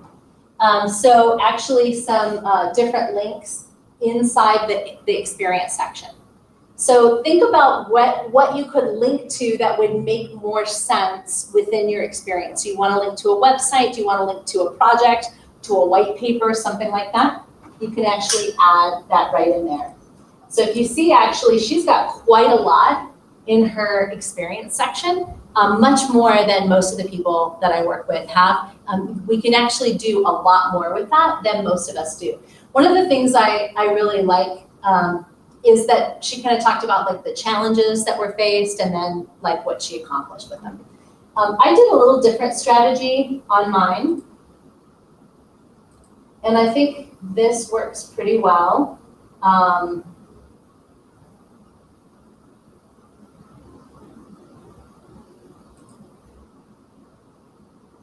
So just to show some different ones.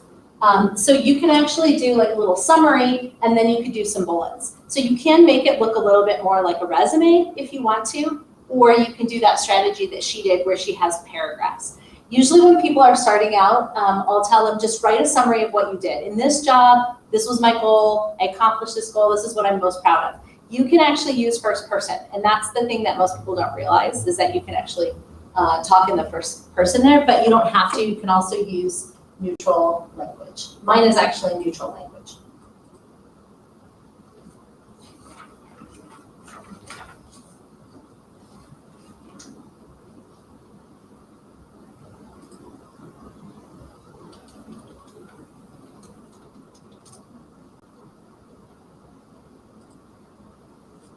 So I wanted to just show you some additional things that you can do with your about section. This one actually highlights some strengths that's on your handout.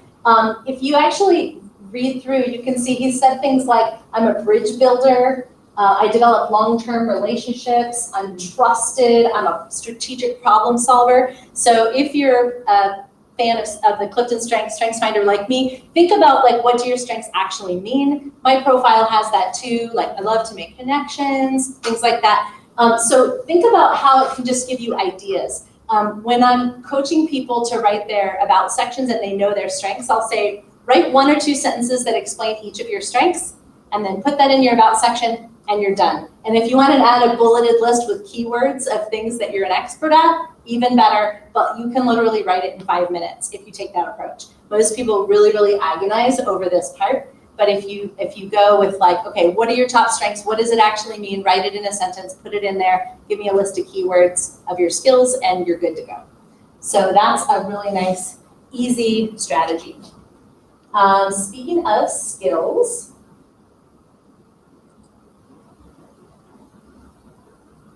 skills are one of the things that most of the people I work with are really lacking quite a lot. You can actually put 50 skills. And there's no reason not to have 50 skills. The great thing is when you start putting skills in, LinkedIn will actually suggest additional skills for you. So if you put in product development, it'll ask you if you also do product management. It'll ask you if you do lifecycle management. It'll give you similar things because LinkedIn knows what similar things tend to go together, which is very cool. So start putting in skills, and then it'll add in. You can also decide what's featured at the top. You can pick the top 3, and you can pin or unpin those, and you can decide what the top 3 that show are. Again, that's a place for search engine optimization. So that's a really good place to be found.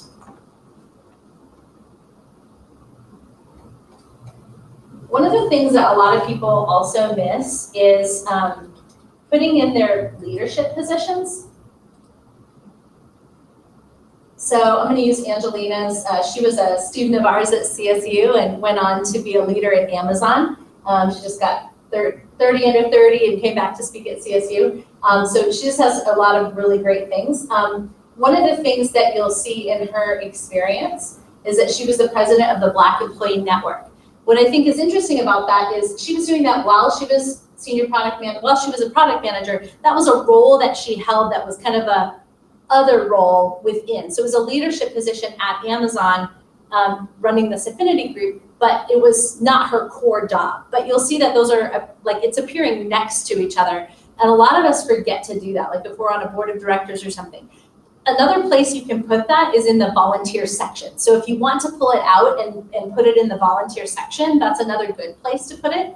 But for a lot of people, especially job seekers or consultants or people that are promoting their services, actually showing some of the leadership in the experience section sometimes it has a lot more play. So that's a great thing to do if you want to think about, just kind of showing a stronger profile. You can put it right in there. Okay, I want to make sure you have like lots of good things to take away with you because, you'll go home and work on all of this, right? One thing that a lot of people miss is the recommendations section.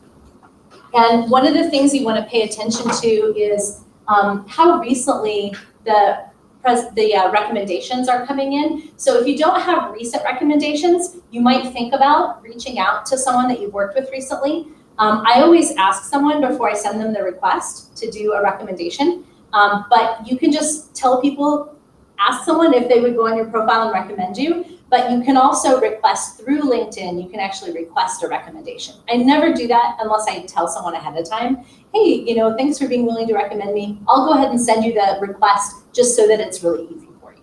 So I never do that unsolicited, but that's a really great thing to have. I looked at a profile the other day, someone who was job seeking, and her most recent recommendation was 2011. And so my biggest advice to her was like, hey, why don't you get some current recommendations? Because probably you've done amazing things in the last 10 years. It just wasn't something that they had thought about. A lot of people that do, I think I have like 40 or 50 recommendations on there. And that is something that has worked really, really well for me because then people know like, oh, what it's like to work with me. So I think that's something that a lot of people underutilize. So anyone who's in business, think about like getting recommendations from clients. Also, I think it shows like the kind of people that you are working with as well.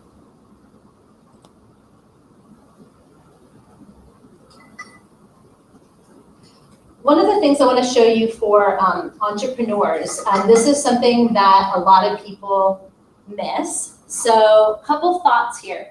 So I work at Colorado State and I also work as a consultant. So here's my CSU jobs. When you do multiple things, it groups them all together. So it'll all converge under here. And the same thing, I have multiple things under my consulting company.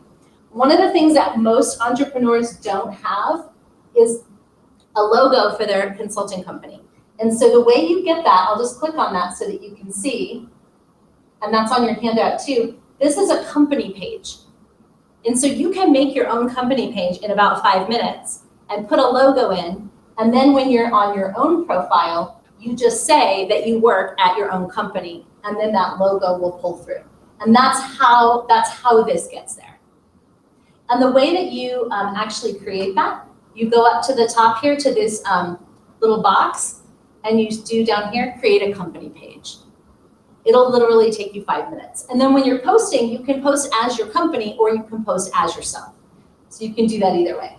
But that would be definitely something I would suggest for entrepreneurs. One of the other things, if you've got the handout, is just some ways to utilize LinkedIn. And I wanted to show you the difference between how you can comment on posts.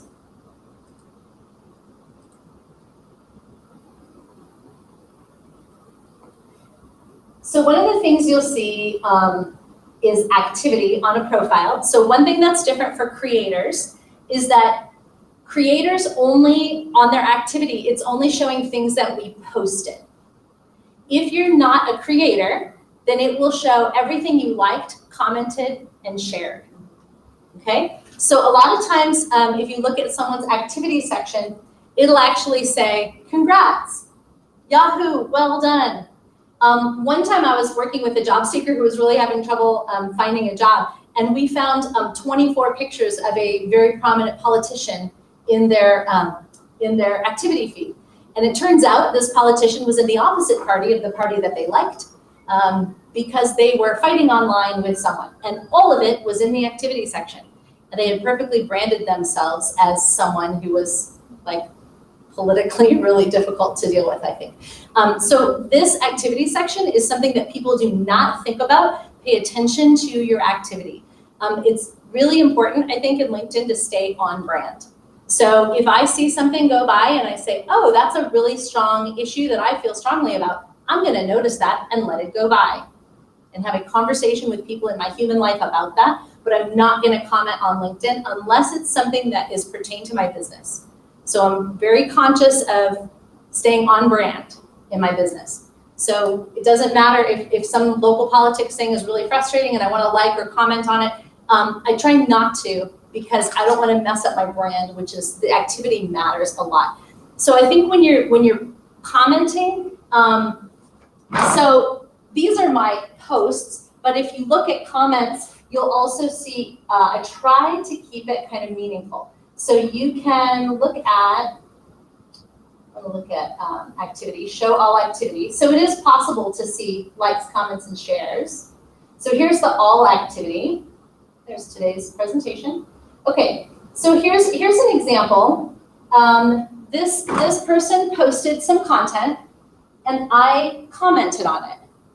But my comment wasn't just like, or I agree. I said, I have a theory that people should job search based on what comes most naturally. So my comment actually had content. So what happens in the newsfeed, if you're connected to me, is that my comment comes in your newsfeed. It says, Jennifer commented on this, and it says what my comment was. And then the person who commented, he actually answered back, so well said. And so this just was a nice professional exchange. The point that I'm making is this isn't just a like, it's actually a meaningful comment. So if you make a more meaningful comment, it'll help your own brand and it'll show your own expertise. And I'm very careful about who I comment on. In this case, I was disagreeing a little bit. So I said, like, just offering another perspective, so love following your posts, because I was offering a different perspective, and he came back very respectfully and said, so well said. Had he like kind of said, you're totally off base, I would have just gone in and deleted my comment. So these three right there, you can just delete them. So when it goes wrong, you comment on something and then the conversation goes south. Sometimes that happens like on the first or second comment, then the conversation goes south below it. I don't want to be associated with any kind of controversial posts. Very careful about that. So I'll just delete my comment. Sorry, not going to be involved in this discussion. So that's something that you always can do. One of the other things that's really interesting, you can actually say like who sees your comment and who can comment. So let me actually show you that.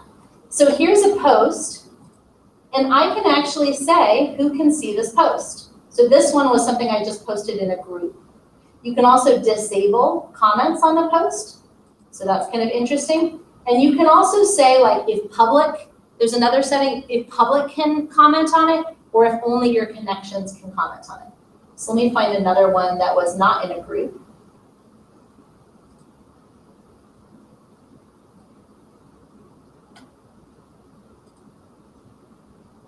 Okay, so right here, I can feature it. That's how you get to the featured section. You can say feature this post on the top of profile. That's how it gets to your featured section.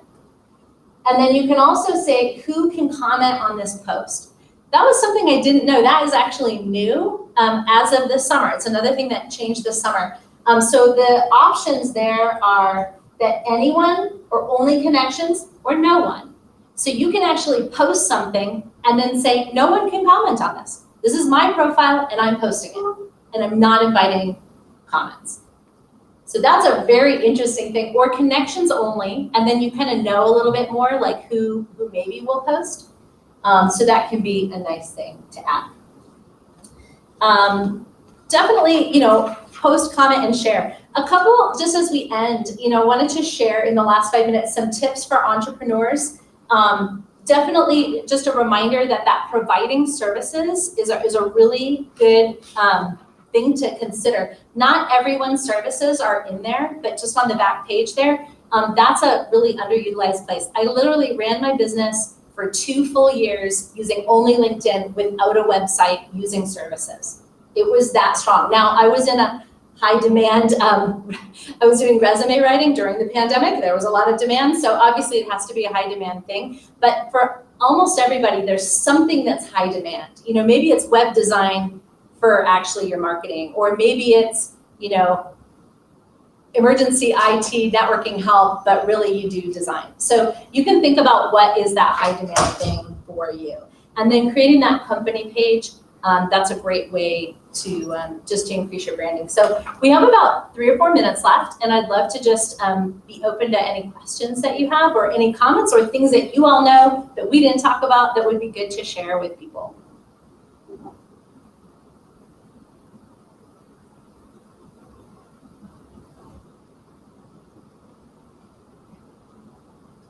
Get off my advertisement here. Any SEO, like major SEO changes or algorithm changes that you've taken advantage of or seen? It sounds like there's been a lot coming out this last summer. Yeah, you know what? I would say the thing I didn't mention is hashtagging. Yeah. So you can actually search a hashtag and see how many followers a hashtag has. It turns out in my world, there's a total difference between career and careers. One of them had like 10,000, one of them had like 100,000. So doing the right hashtag makes a lot of sense. I also made my company is Communicating Strengths. So I made my own hashtag, Communicating Strengths, and I always hashtag my own. So if you follow the Communicating Strengths hashtag, you're always seeing my content. So obviously there's not as many followers on that because I made it up, but over time it would have more followers. So that's a really big thing for SEO, is like just how much engagement your posts are getting. A lot of people that I work with that are job seekers end up finding jobs through secondary connections. So when they post something and someone in that person's network likes it, it pulls them back to their profile. And so if their profile is really clear what they offer, that makes a lot of sense. Most of the people who find me on LinkedIn call me and say, can you do a presentation on strengths and careers? And like, it's exactly what I do. Most of the time, people are finding me for exactly what I do. And that if that isn't happening to you, then you want to dial it in and say, is it clear exactly what you do, exactly who you serve, and do you have those keywords right? The other thing you can do is put those keywords in the top and see who else pops up. And are they really people who are like you, or are they really not people who are like you? If you're not in the right company, right? You can also look at, it's not people you may know. It pops up sometimes where other people that people looked at. So if you look at my profile, it'll say, we also looked at these people. So have someone else look at your profile and see if those people are actually your competitors. A lot of times it'll be my friends in the same industry, like Kara and I do the same work. So like it would make sense that you look at me and then you also look at her. So that's a kind of a good test. For people that are more looking for jobs, it's like, look at your recommended jobs, and are the recommended jobs right for you? For a while, I was getting like, hey, do you want to be a professor of nursing? And I was like, why am I getting that? And I had too many education and teaching words in my profile. And so it was giving me all the professor things, anything higher ed, it was giving me. And so I had to dial out the education words and put more career words and consulting words in there. The other day, a few months ago when I got the contract with Bank of Colorado, I do both presenting and executive coaching with them. So I added executive coach to my headline, and I immediately got more outreach for that. That was a really good keyword. So you just have to kind of see what the keywords are. And if you look at the words that other people in your industry have on their profile, you can get some really good ideas. I hope that answered your question. That's super helpful. Thank you. Any other questions? Is that based on the title or the actual body of your? It's a great question. So there's 5 places that SEO is the most powerful on LinkedIn, and it's the headline, the about section, the skills list, your current job, and your past previous job. So those are the most powerful places for search engine optimization. So if somebody really wants to dial something in, like I was working with someone who was a semiconductor engineer, and there were very specific things that he was good at. And so we put those keywords everywhere. And a recruiter called him and offered him a job that he was perfect for, and he was very happy. And that's how it happens. Are there software tools, I'm sorry, I'm not raising my hand. No, you're fine, you're fine. Are there software tools available to be able to, some of the things that you just discussed, to be able to actually find out what's popular on LinkedIn or some of the things that? It depends on what you're looking for. So one of the things that's kind of an interesting thing, if you were more of a job seeker, and now it's a little bit of a different discussion, but if you ask LinkedIn to create a resume for you for a certain job, it will pull keywords from the job description that you're going for and ask you if you want them in your resume. Now, I don't suggest doing the LinkedIn created resume, doesn't look very pretty, but it does help you find keywords. So there are a lot of tricks where you can go in and find those. There's some other, you're in marketing, I don't know if you know, like what do you use to just see like what are the keywords in Google that people are searching? Do you have a suggestion on that? I know there's some that I've used. Oh gosh, yeah. I'm not using any currently because we're in like a big building phase, but yeah, there are like sites that you can look up online for specific industries and like the primary I just know if keywords. there's something specific to LinkedIn where you could see what's popular. And There probably is. I there's nothing that I use. I just do the hashtag searches. I'll put it in as a hashtag keyword and see. A lot of times when I do a post, LinkedIn will suggest hashtags, and sometimes it suggests things that I haven't thought of, and I go look at that hashtag and go, oh, what kind of content is being shared on this hashtag? That's a little different I used to thing. get a lot of, I just restarted my account because I got tired of 5 or 6 what were obviously bought, solicitations that I was like, it just was, it's like, well, I'm doing something wrong here. So a lot of that you can change in your settings of who can message you. So you can actually change your settings so that random people can't message you. So that is something that you can change. You can dial that down. There's a lot that you can change in settings. I was just gonna say with the keywords, answerthepublic.com. Answer the public. Answerthepublic.com. Okay. That's where you can look Answerthepublic.com. up, keywords and like how popular they are and what's being searched for like your industry or whatever. Cool. So- That's a great one. Answerthepublic.com. Yeah. Cool. That's awesome. There are some Google tools that we've used that actually tell us what keywords they anticipate trending in weeks or months. Oh, okay. Than right Interesting. now. So we've used that a lot and I have a lot of success with it in certain places, but Yeah, I mean, it really depends on what you're going for. If you're trying to get a viral post, or if you're looking for a job, or you're trying to get consulting business, or you're trying to get connections, it just depends on what you're looking for. But it's just a giant database. And so if you remember that LinkedIn is a giant database, it's a giant searchable database, then you'll build it out more and you'll put those keywords in. Also, sometimes tell people to put different versions of the word. So you might put network and networking. You might put manage and managing, manager. You might put all the different versions of the word. LinkedIn does know some stuff, like it knows Tim as Timothy, but I still think the different versions help with SEO. Go ahead. Well, I was gonna say too, even just in Google, like if you type in like a question like how to write a resume, and when you start that sentence in the Google search, it will show you like what people are typing in terms of questions or searches, and that can give you clues into like what to put in terms of keywords in your profile. Is like what people are searching in terms of like how to or best career coach or whatever. to me, it seems like when I went through a lot of the words, it was more geared towards people getting jobs than business owners or entrepreneurs. And I would have to really dig through because you're not my ideal customer. You're this. And Right. I was paying a firm to do this for me for quite a long time and I got really frustrated. Well, sometimes just like interviewing your ideal customers and just saying like, hey, if you were looking for me, what would you search? And you'd be surprised sometimes. Like in my world, career counselor is a word that people look for. Even though I use career coach, people were looking for a career counselor. So it's good to just understand that there's different words. Or more commonly, they were looking for a resume writer because they didn't know they needed a career coach. They were looking for resume writing. And so but I got that keyword and said, okay, you actually need a different life, right? Not just a resume, you want a new job, how do we get that? So. Well, I used to teach at a different university, and I would ask the students, because I taught communications and advertising, and said, how many of you use your phone or, to search for stuff and very few hands went up. Oh, okay. When I said, how many of you ask a friend and then search for that, that's what they were doing. And I thought, well, that's the same thing I do. Yeah. If I'm really looking for somebody, I'm gonna call one of my buddies that's friends, whatever it is, and say, hey, what are you doing?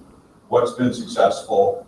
And can you send me to that person? Well, and then maybe I'll just end with this idea, because the magic of LinkedIn is that, like, we've all been in the room together today. So I would love to hope that we could connect. And the value of that would be, maybe I can send you business, maybe you can send me business, maybe we can ask each other a question. If you find that website later, maybe you'll share it with us. The value of connecting to people you meet in person is huge. I was working with someone that was working for a large financial institution, and they said, I really feel like my lead generation has dried up, but this person was really strongly networked in the community, but they didn't have a good way. They said, it's hard for me to just email people to just like stay on their radar. And I said, why are you emailing people to stay on their radar? I mean, you can, of course, email marketing is a thing, but what if you post periodically some content that they like in LinkedIn? And this person said, well, I'm not connected in LinkedIn with the people I know in person. And I just kind of waited. He was, oh, maybe I should be. Actually, I know really great people. And if I posted in LinkedIn to the people that I actually met in person, and it was a total game changer for their business, because it was an easier way to stay in front of people. I don't want to email y'all spam all the time, but I might post some things that you might care about. You may have talked about this, but this is what I think, as I'm teaching courses tomorrow here on selling, is that the first thing that I will do when I find that person is I will send them a message and say, hey, I see you do this. Would there be an opportunity we can sit down and just have lunch and I can pick your brain? But yes, I'm not trying to sell to them, but I'm going to ask them the same questions. And we'll discuss a whole number of topics. You have to show up tomorrow to see how I do this and how I pitch. Yeah. I have like 90-some% close rate. And so when I do that, I get responses back to them because I've already gone past the gatekeeper of the mind or whatever. Yeah. And I'm saying, sure, let's have Well, lunch. being connected, and you can become their message, friend. right? Yeah, you can totally message directly, which is a really nice thing. I know we may have another thing in the room, so are you next? Yeah. I want to make sure I get out of your way. So if anybody wants to see the handouts that I have, please feel free to message me on LinkedIn. Jennifer Doyle Vansel, I'm easy to find. Send me a message if you need anything. I just want to see how this compares. Thanks, Jennifer. That was awesome. So when I do plans tomorrow, then I can just Yeah. look up. Hello. Hello. That was great. I kind of wish I could put these on slides because that is so hard to see on the slide.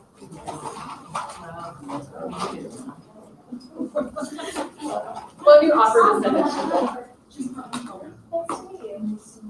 I promise I won't destroy this for you. It's okay if I you just- do. You got this. You can talk without pictures. It's just more fun if I. You know, I've been doing this for so many years that I keep spare projectors and stuff in my car. And So let's put that to like. I even used to keep the PA system with me because I have a lot of videos and stuff. Yeah, But I still can do the whole thing without. right. And, It's supposed to be additional, I not want- required. right, and so. Jennifer, People ask me things, I like to show like. Jennifer, What? can I exit? It's not slides, it's just internet. Exit theater? Yeah. I see. Bye, see you later. Because I like to go and I like to show people, like, here's how you actually get to things, and all the images are here. But what I didn't anticipate is that the live stream isn't typically, I was kind of thrown off by that. I was like, oh, not just, I know. Yeah, because we could certainly have slides. I do have slides, there's no, and you can do whatever. I'm a lot. Oh, dear. Well, hey, Mike, if it's just you and me, I might just talk to you. Okay, so. Cindy, How are you doing? Nice to meet you. Great, how are you? I really appreciate our conversation. Oh, you bet.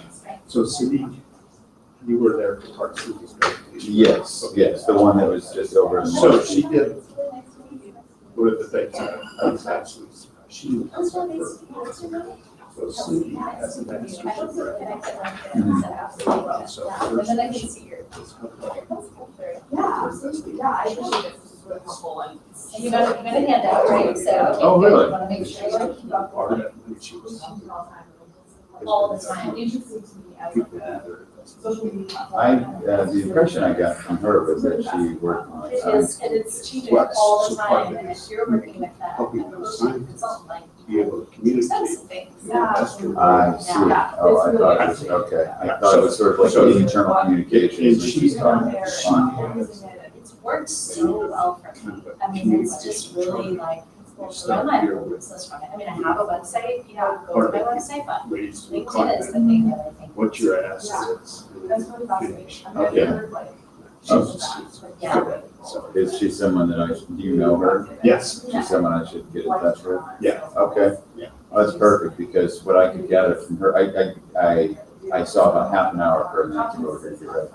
And what I gathered from her is that she's a lot, I would really like to consulting mention that, business, which it's is a not lot less entirely about. different from the speaking Actually, business what I did for the last 16 years. So I was like, Never, ever do. So Okay. that's just something over like.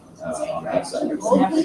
Yeah, But- like I but have her- about 6 drawing pads in there. First person, she- Similar size, but like, here's the tip, here's the thing, Okay. here's the, you know, here's, and then people go, oh, I don't know. So- You were just Switching telling me mindset. though, So even unless I'm I mistaken, don't want she to was advice. pitching, It's or not helping like get something good pitches on the front of people. Yeah, I need, one thing that I don't have that I wish to Right, use. so there's- so- Thursday presentation. It's a triangle.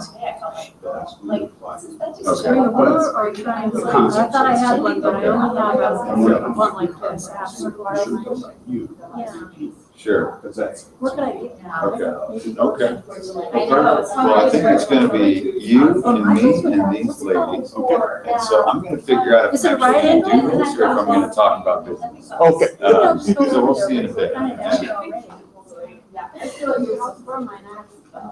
Yeah. Is there anything I should be thinking about? Is this just Oh, the camera's right there. Can you see it? I can see me. Yeah.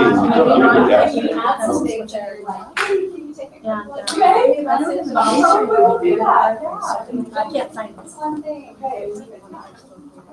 Okay, for pencil, right? Ladies, can I ask you a question? Yes. Why are you here? What are you, because there's not gonna be a lot of people and I wanna do the proper presentation for everybody. Nice. So are you here to learn how to be more innovative? Would you like to have a conversation about how to grow particular businesses or how I got where I am? Or what do you want? Because I wanna make sure you get Yeah, what that's you really cool. Thanks for asking. This is my mom and I recruited her just to come and hang out with me. Howdy, very nice. It does get boring sitting with me as well. So you don't care at all. You're just hoping I don't suck, is what I I understand. want her to be successful. Okay. So I can get a nice inheritance one day. That's good. Yeah, with my art business. Yeah. I was debating whether or not to come, and then I went on your website and watched your videos, and you made me laugh. Oh, So good. I thought that you might have something interesting to say, and I thought all your topics were interesting.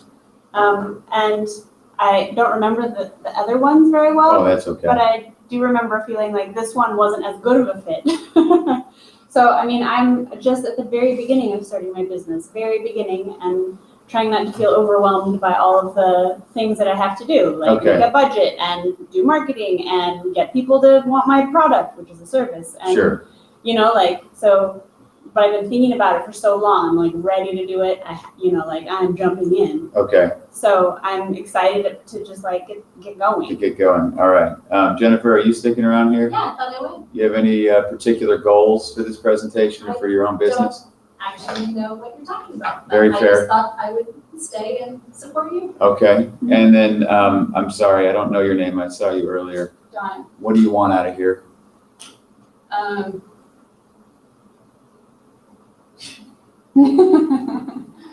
I'm just hoping to learn something new that I may not know or thought of before. Okay, perfect. I'm going to do about 30 minutes then talking about the innovative process, how we come up with solutions to problems, optimize systems, and then we're going to spend the next 20 to 30 minutes answering whatever questions you have. I think all of us, I think it's safe to say all of us are small business people, and a lot of the challenges we face are very identical. But I'm also going to try to make this entertaining too. I mean, Okay, yeah, so it sounds like you'll I'll try. actually make us laugh. So innovation is the reason we have things like light bulbs, fiber optics, beer helmets, which are phenomenal, by the way. They free your hands up so you can hold more beer. And we are going to talk now about how to come up with the most amazing innovation since sliced bread, which is a phrase that we have and a dumb one. I will agree that bread is amazing, but it did not take a genius to figure out that you need to cut it in order to shove it into your face. Like, how is this supposed to work? I got it in my head, but my head isn't big enough to put the bread in. This wasn't a problem anybody ever had. There are two reasons we should care about innovation. The first is so that people do not eventually make fun of your backwards, crappy, or failed company. Because as we all know, those entities which fail to evolve, adapt, and innovate, I've been terrible so far, you're coming in right at the best time, are the companies that we all eventually make fun of, like Blockbuster.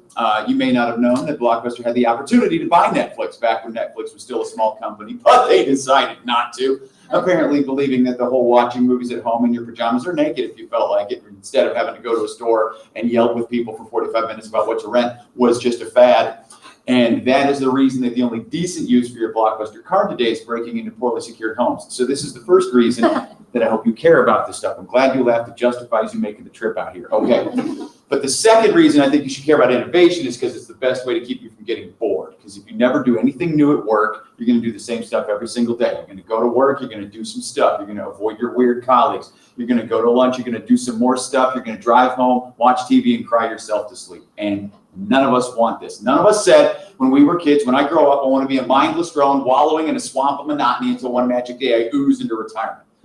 So being innovative is not just good for business, it's good for our lives. It's what makes us feel like we're moving forward in some meaningful and active, useful way, whether we're talking about pursuing professional success or personal happiness as well. This is the easiest and most effective way for us to feel engaged and enthusiastic in life, and it's not hard.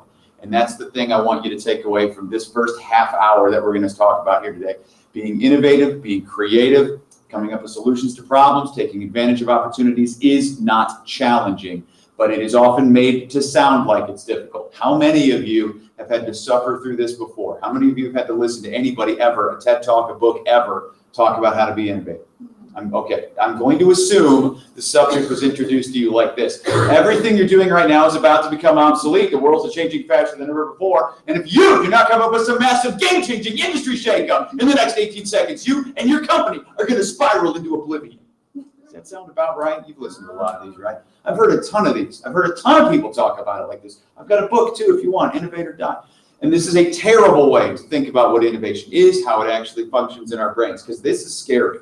And if I stand up here, or anybody else stands up here and tries to scare you into innovation, do it or else, one of two things is going to happen, because we only have fight or flight. That's all we have when it comes to reacting to those kinds of fear-based things. So you're either going to fight back and say, I don't have to do this, or you're going to hide. You're going to duck and cover, run away, wait for the thing to blow over. And that is not an intelligent approach to business. Those are reactions to things. And I think it's safe to say we would all prefer to be more proactive in both our professional and our personal lives. So my goal is to make sure you understand that this is easy, that you already know everything you need in order to do it, and you can do it anytime you want. This is not the province of some privileged minority of geniuses. It is built into our DNA. There are only 3 steps to follow, and all 3 of them are ridiculously easy. And we're going to get to that in just a second. But first, I'm going to kill the fear. When people talk about the need to innovate, they typically talk about your need to come up with your next big thing. Market forces are changing all the time. You have competition nipping at your heels. There's a pandemic, and we need to come up with something big, people. What's the next Google? What's the next Facebook? There's this tendency to think in big, sweeping terms. And that is categorically incorrect when it comes to thinking about how innovation actually functions. So I'm going to put this into proper perspective, and this will hopefully help you as you're thinking about being overwhelmed by the number of things required for you to start your business. So this right here is currently the next Google, because right now, whatever the next Google is a couple people working somewhere in a garage you've never heard of. This right here is the next Facebook, because right now it is a college kid in a badly decorated dorm room. These companies did not start amazing. They did not intend to become amazing. Google tried to sell itself to Alta Vista for another early search engine provider for the not so amazing price of $750,000 because they never thought they'd turn into Google. Mark Zuckerberg tried to sell Facebook to MySpace and a few other companies because he never thought Facebook would be Facebook. And Amazon was never supposed to sell everybody everything from, lawn furniture to spent uranium rods. It was just ever only supposed to be an online bookstore. And that is how innovation functions. So this is the most important thing for you to understand as you're trying to grow your business. Your next big thing will begin as a small thing. That is a guarantee because it's true for everybody. And if you don't believe me yet, I know I just gave you 3 examples. I'll use another one that you folks are using right now, the internet. Not always a big thing. I've done some market research. This thing is popular. A lot of people are using it these days. I'm giving a talk later about the potential of the internet. I hope you all attend. But it wasn't always amazing, right? I've heard people argue the internet's as essential to our society as oxygen. And it's true. That's how big a deal it is. But the internet has its origins back in 1961. And for 10 years, it was nothing but an idea about packet switching that got tossed around at tech conferences that about 8 people attended. Eventually, that idea morphs into a physical product. In 1972, 11 years after the idea first occurred to somebody, ARPANET. This is when the first remote machines communicated with one another and shared information. This is also the year that we debuted the electronic mail, which incidentally, its developers never thought would become what it is. They only thought of it as a way for ARPANET developers to talk to one another. They never thought we'd all have 6 email addresses and need Slack or whatever to keep track of them all. Over time, throughout the 70s and 80s, for 20 years, thousands of people worked to improve this thing, each of them making essentially incremental, barely noticeable improvements that collectively over 20 years turned into something significant enough that on August 6, 1991, 30 years after the idea first occurred to somebody, the World Wide Web went live to the entire world. This was its logo. The internet had a logo back in 1991. And you know what? Nobody cared. Media didn't cover it. Nobody used it. It was a full year before the first picture got uploaded to the internet. This is the first photo ever put online. It is a CD cover some European researcher has sitting on their desk, not thinking it's a historical moment. And you want to know why it was a year before that got uploaded? Because that's how long it used to take for things to upload. Exactly. There was a decade where everyone in the world had to first say, "Don't pick up the phone, please." Yeah. This was the early internet. By 1994, 3 years after the internet was available in the US, only 11% of households had it, and 68% of the ones that had it said they wouldn't care if they didn't have it. It wasn't until 2001 that more than half of us got the internet in our homes. That is 40 years after the most incredible idea ever in the history of human ever occurred to us, and 10 years after the product was available. So that's a pretty good example, I think, to prove that your next big thing will begin as a small thing. And most of them are going to stay small, and it's a really important thing to understand about innovation. Most innovation is about incremental improvement over time. It's not about creating gigantic disruptive things out of nowhere. But some small percentage of your ideas are going to build and grow until eventually, 5-10 years from now, you're going to look back and you're going to wonder how you got by without it. So this is the first thing you need to understand if you want to be successful and innovator. Nobody is expecting you to come up with something that's instantaneously incredible and world-changing. Or if they are, or if you expect it of you, it's an unreasonable expectation. Your goal should be to come up with things that have the potential to be incredible or world-changing. To come up with a small improvement that over time compounds into a big improvement, or to make a tiny foray into a new market just to see what happens, which is what Delta did. I fly them a lot. I used to live in Michigan, flew them all the time because one of their headquarters is Detroit. And they began their career as a crop dusting company. And that's all they were in the early 20s. Their mission as a company was to eradicate a boll weevil population that was bothering southern farmers. Not a global vision by any means. And that's what they did for several years. And then, I don't know, like 7 or 8 years into their history as a company, somebody at the early Delta said, what if we flew passengers during the off season? You know, we got the plane, somebody needs crop dusting in winter, you know, what if we do that? And because somebody asked the question, 90 years later, Delta employs 70,000 people. And that's the first step in your 3-step process for coming up with whatever your next big thing is just to ask a question. Your questions are either an attempt to solve an existing problem or an attempt to take advantage of a potential opportunity. As long as you're asking questions, then innovation has somewhere to grow from. If you do not ask any questions, there's no air for it to breathe. So we're going to look at the innovations, or rather the questions that led to some of today's most transformative innovations. We're going to look at 3 of them in depth so I can illustrate 2 things. Number 1, each of these things exists because somebody somewhere asked a question. But more importantly, the questions that lead to our best innovations are not complicated. They're not hyper-technical. They're not questions some of us could think of because we're really smart and other people never think of because they're dumb. These are extremely basic elementary school level questions that lead to the best innovations all of us have. So we're going to begin with the most boring, but I also think the most useful, wheeled luggage. You've used this innovation. It's amazing. We have wheels in our luggage, laptop cases, purses, small dogs that make that.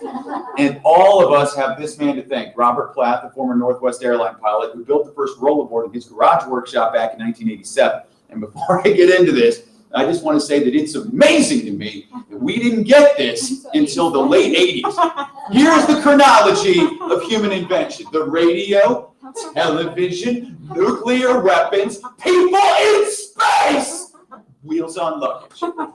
That's the order. It's idiotic. We put wheels on the moon before on luggage. But whatever, that was the order. And as a result, airport security was all reconfigured to allow the new luggage to pass through. Airplanes were all built differently to house the carry-ons, the new carry-ons in the overhead bins. And this guy quit being an airline pilot to found Travel Pro, a luggage company that enjoyed double-digit growth for each of its first 10 years, and which in the 1990s was one of the fastest-growing private companies in the United States. Before his invention, everyone in the world went to the airport with their stupid hard case luggage and then put it on a cart with wheels.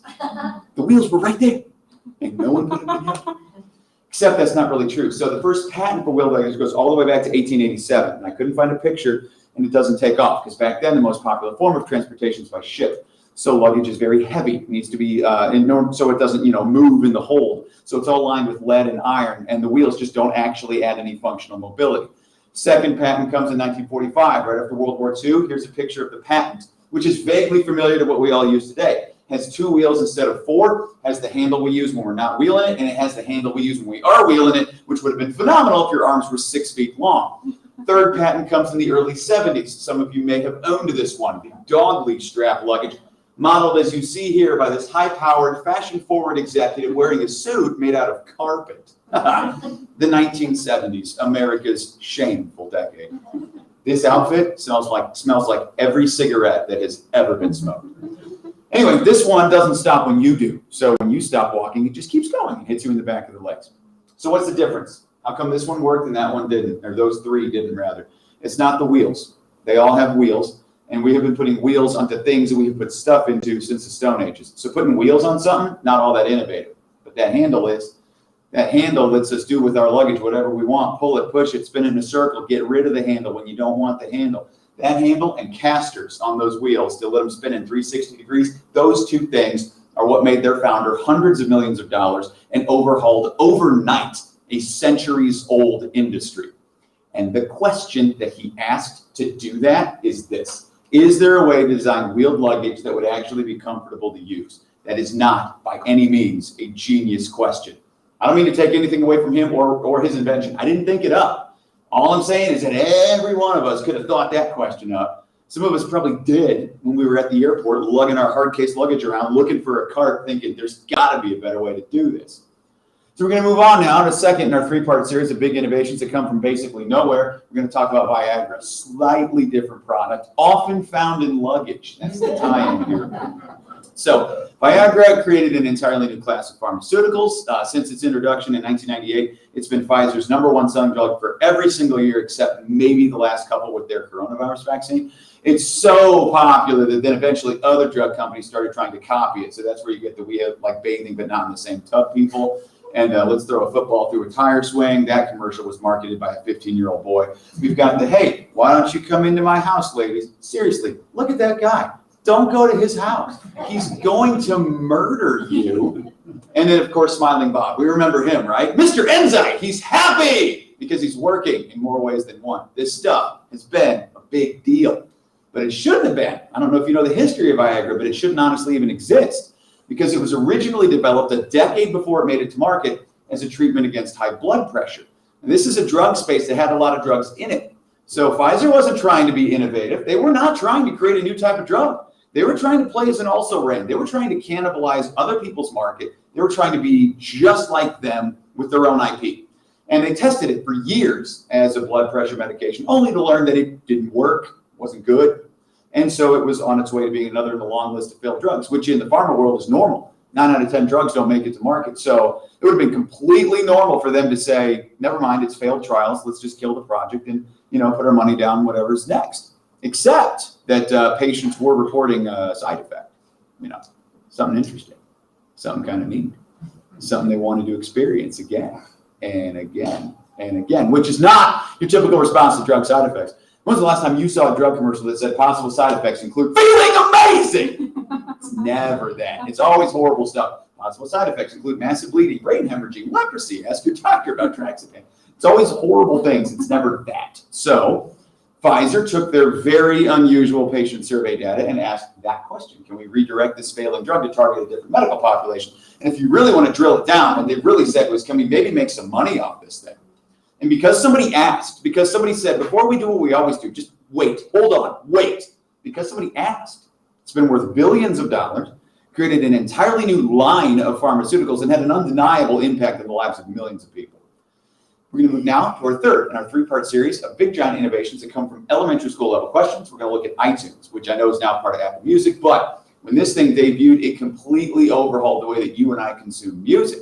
You now no longer had to power through those 3 crappy songs in your favorite band's album because the label said they needed 12 tracks instead of 9.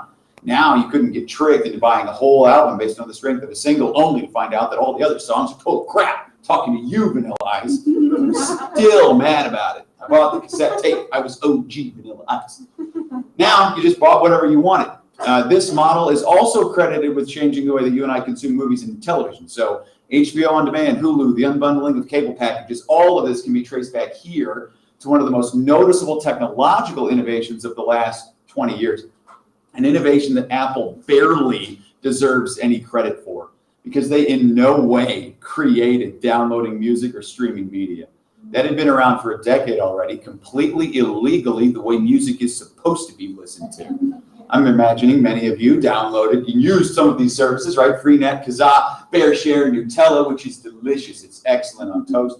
You got LimeWire, Grokster, Aimster, and of course, Napster. You were waiting for it. You knew it was there, right? Napster. You used it, didn't you? Absolutely. I want it back. At one point, illegal audio MP3 downloads accounted for 61% of all college internet network traffic, which is a large part of the reasons that a lot of university professors fought against Napster and similar services, because we were using their T1 lines to download so much illegal music that no one could get online to, learn anything. You know who else fought real hard against Napster? Metallica. And I have to say, these two here, unlikely allies. It's difficult for me to picture them vacationing together, but that's what I think it would look like. So anyway, Napster was the most popular, but they all did the same thing. They all let you download anything you could find, and they all let you do it for free, and they all got sued for copyright violation, and they all went out of business. Napster was only around for 2 years, which is impressive for a company whose name is still synonymous for a lot of us with illegal file sharing. So here's what Apple did. They did nothing. They did nothing for 10 years. They were a hardware company, not a software company. They did nothing. They looked at this space and asked this question. Is there a way to create a legal avenue for downloading music? That is all they did. Because all they really did was they took the existing landscape, they developed licensing agreements with the record companies. That's what stopped the lawsuits. They charged us money, and that's it. So really what they asked was, is it possible to trick people into paying for something they're currently getting free? The answer was yes. They didn't even build the software that iTunes is based on. They bought SoundJam MP, an audio software program developed in July of 1998 by 2 former Apple employees. They bought it. They hired those guys back to keep building it. And that's why we have Spotify, Pandora, iTunes, streaming music, Beats, whatever. That's why we have all that stuff. And the point I'm trying to get at with these examples, and I could pick a billion others, is that every innovation everywhere, in every industry everywhere, exists because somebody somewhere asked a really basic question. Coffee cup holders. How can I keep from burning the crap out of myself when I drink coffee out of a paper cup? Guy who thought that up sells 1 billion of them a year. The Marshall Plan. How can we avoid the mistakes of the Versailles Treaty and prevent the possibility of World War III? Reality television. Do you think people might enjoy making fun of idiots in hot tubs? The answer is a huge yes. The Weather Channel. Do you look at this question and think about how absolutely stupid this question is? Do you think people might enjoy watching the weather on TV all day long? It's idiotic. It's the dumbest idea ever, but it works. It's a thing. And if this can work, your ideas can too. Ask questions. It's all you got to do to get started. And if by any miracle you don't have any right now, I'll give you 11 to get you going. You can get this list later. I'm going to go through them real fast. You don't have to write this down. Any one of these would be great places. I don't know you or your business, but I know that these would be great places for you to start innovating if you were so inclined. So what are some interesting things our competitors are doing that we should maybe copy? If our core business suddenly stopped making money, how else might we generate revenue? Fun fact, I've been doing live in-person presentations for the last 16 years and been asking a version of this question for the last 5 or 6. Never thought it would be as immediately personally applicable to me as it was when the pandemic hit and all live in-person events, which represented 90% of my income, vanished. So it was nice to think about this before I absolutely had to. What frustrates our customers? What can we do to fix it? What are some ideas we tried in the past that we should maybe revisit? Maybe now's the right time. You got the resources, the technology, whatever. How can we improve employee engagement? Bigger issue for larger companies. Every company in the world is trying to answer this one right now. How can we make ourselves more attractive to highly skilled applicants? They have a lot of job opportunities to choose from. What's one process that slows me down every day? And what can I do to improve it? What do I wish our company did that we don't currently do? If I had an unlimited budget, how would I spend it? What is one skill I do not currently have that would help me move forward in my career? And why do we do things the way we do them? And might there be a better way? I'm confident that you've asked yourself some of these questions before, and I'm equally confident that you have questions for your business that I didn't mention. And all that means is that you're already innovating. You are already in this process, and you will continue to innovate for as long as questions occur to you. So that's step number 1, ask a question, basic elementary school level question to get your innovation off the ground. The solution to your problem, that taking advantage of the potential opportunity. Step number 2 is to think about possible answers to that question, which is obvious. If you have a question, you need an answer. So this should be the easiest part of the process, but this is where we usually get stuck. This is where innovation usually stops. And it's not because we're not smart. It's not because we can't think. It's because we have a tendency not to value thought because it doesn't look like anything. Because if you come to where I'm working, you see me typing on a computer, I'm on a phone call, I'm working, right? Being useful, doing something productive. But if you come to where I'm working, I'm just sitting there, far off, look in my eyes. And you're like, what are you doing? I'm like, dude, I'm thinking so hard right now. Yeah, thoughts are just exploding. I'm sitting at a bar staring off at someone with a beer in my hand. You're not going to think I'm being useful. You're going to think I'm screwing off, wasting time, practicing my Dumb and Dumber impression. You're not going to think I'm being useful. This is the biggest problem with creative thought. It doesn't look like anything. And most of us have a tendency not to value work that doesn't look like work, even though this is some of the most important work we can do, kicking back and thinking about how to answer whatever questions we've got. Because it takes a while to come up with good answers. I gave you a bunch of questions, and none of you are going to answer these questions in 5 seconds. It's not possible. And so we need to figure out how to carve out time to pick a question or 2, whatever, and actually just stare at it. And most of us don't feel empowered to do that while we're working. We have other things we need to do. We're very busy. You have a lot of irons in the fire, whatever it is. You have crises you need to deal with. So you might not think you have time during your day to do this. And maybe you don't. I don't know your schedule. A lot of us are working parents. I don't know how your day looks. You might be busy as the moment you wake up to the moment your kids go to bed. And that very well may be true and very well may not be able to change. But even if it can't, I still know that you can do what I just said because I don't know you. And I don't know your habits, but I do know that the vast majority of your best ideas come to you in the exact same places that mine come to me. So in the shower, right? Or while we're exercising or taking a walk around the block. When I walk my dog around the block at night, it's a big one for me. Lying in bed at night when I can't get to sleep, wake up at 3 a.m. and I'm like, I'm going to be here for an hour, so I may as well think of something. Or in the middle of a long commute, going cross country, my family's in Illinois, and I'm going to drive 16 hours to see them over Thanksgiving. That's a good productive time for me. Anywhere where we give our brains permission to wander. For the vast majority of us, the vast majority of our best ideas come in these moments when we are not otherwise mentally occupied and therefore able to devote ourselves to thinking about how to answer whatever questions we're asking. And this is the heart of innovation, giving ourselves the time everyone needs to think about how to answer those questions. So now you might be wondering if that's it, and because it's really that easy. If you give yourself the time, the answers come, because they always do. So now you might be thinking, if it's honestly that easy, why do I not feel especially creative and innovative? If that is your case, and even if it's not, I want you to do me a favor that a couple of you may already have done because you think I'm boring, and I want you to take your phones out, please. Your tablets, computers, I don't really care. Take a device out. Nobody ever asked you to do this in a presentation, but I am, because it's how I'm going to make my point, all right? I want you to do something on your phone in just a second. And I do not care what you do. I don't care if you check your email, look at sports scores, scroll through social media, make friends on LinkedIn, Jennifer. I do care. I don't care what you do. I'm going to keep talking, and I'm going to throw some pictures up here that you maybe want to stare at. But I genuinely want you to do something on your device while I continue talking, because that's how I'm going to make the point I'm going to make. And I want you to pick something you can do in 90 seconds. And I know you can play a level of a video game in 90 seconds, film a TikTok video. I don't care what you do. I'm going to give you a second to lock into your device, all right? And then I'll get started. So look at your device. I want this place to feel like an airport. A lot of people near each other, nobody interacting with anybody. Okay.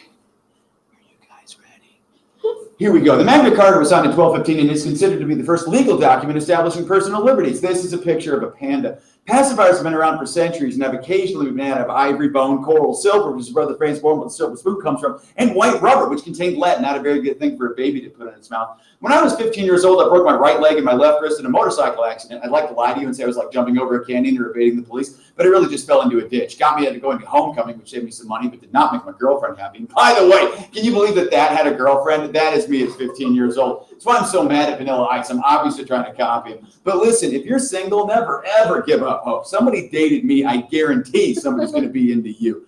New Zealand was the first country in the world to allow women to vote. Massachusetts, the first state to allow gay marriage. And my first word was toboggan. I was a precocious child, but I'm also lying about that. But I'm not lying about the following facts. Abraham Lincoln was a nearly undefeated wrestler during his lifetime. The French were still using the guillotine to execute prisoners as late as 1977. And pickle juice is an amazing chaser for tequila. Totally kills the burn of the tequila and does not taste like pickle juice. Give it a shot the next time you take a shot. But if that's left a weird taste in your mouth, here's a picture of a sloth, the most adorable creature ever. I want to beat one. All right, that was 90 seconds. So put your stuff away, please. And I'm going to ask you some questions. This is kind of the heart of what I'm getting at here today. I'm not going to call on you, but show of hands, how many of you feel even remotely dizzy after that experience? Okay, it's usually 10 to 20%. I got 60% of you. Awesome. 2 stimuli hitting you at the same time can be very disorienting. How many of you were able to effectively focus on your device? Whatever you did well. Okay, great. You sent a cogent email, right? Like you wrote a contract and feel comfortable that it was well worded and you're going to get a good deal. That's phenomenal. Excellent. 1 out of 9 or 1 out of 10. How many of you were able to focus on me? If I give you a quiz on those random disconnected facts, you get 70, 80%. Okay, 3, 4. Here's the big one though. How many of you are able to do them both at the same time? Nobody. Not really. Not well. And if you did, it's because the thing you did on your phone was basically mindless. And I do this, I give presentations all the time. I've done this exercise for like thousands of people, and the answer is always the same. Nobody's good at those. And this is the reason, this thing we just did right here, this is why we think innovation's hard. And it's not because we can't think, it's not because we're not smart, it's because we lie to ourselves. Like all of us, this is part of why you feel overwhelmed. All of us believe that we are masters of multitasking. We can take, do 2, 3, 5 things all at the same time without sacrificing speed or efficiency. We brag sometimes about how many balls we have in the air all at once, and every single one of us is lying to ourselves. When you are working on a thing and you get interrupted, here's what you do. You stop doing this thing, you deal with this thing, and when it's done, you come back to this thing. We don't do them at the same time. The only instances in which our brains are even capable of doing 2 mentally intensive things at the same time is when one of those things actually requires so little thought that our brains can go on autopilot. This is going to include things like long walks on level ground, which is the difference between daydreaming or on a sidewalk versus hiking up a mountain. It's car trips where you don't have to GPS the route because you know where you're going because you've gone there a million times. Incidentally, most of the places where your best ideas occur to you, in these moments, we engage a part of our brain called the anterior cingulate cortex, which is essentially responsible for paying attention to our environment so that we don't get eaten by something while we're thinking about something else. This is the part of our brain that allows us to stay on the road driving while we're daydreaming. And I know you've been there before and snapped out of it and realized you just went 10 miles and don't remember any of them. This is the part of our brain that allows us to keep showering ourselves while we're thinking about something else. And I know you've been there before, snapped out of it and had to ask yourself, did I actually use the shampoo?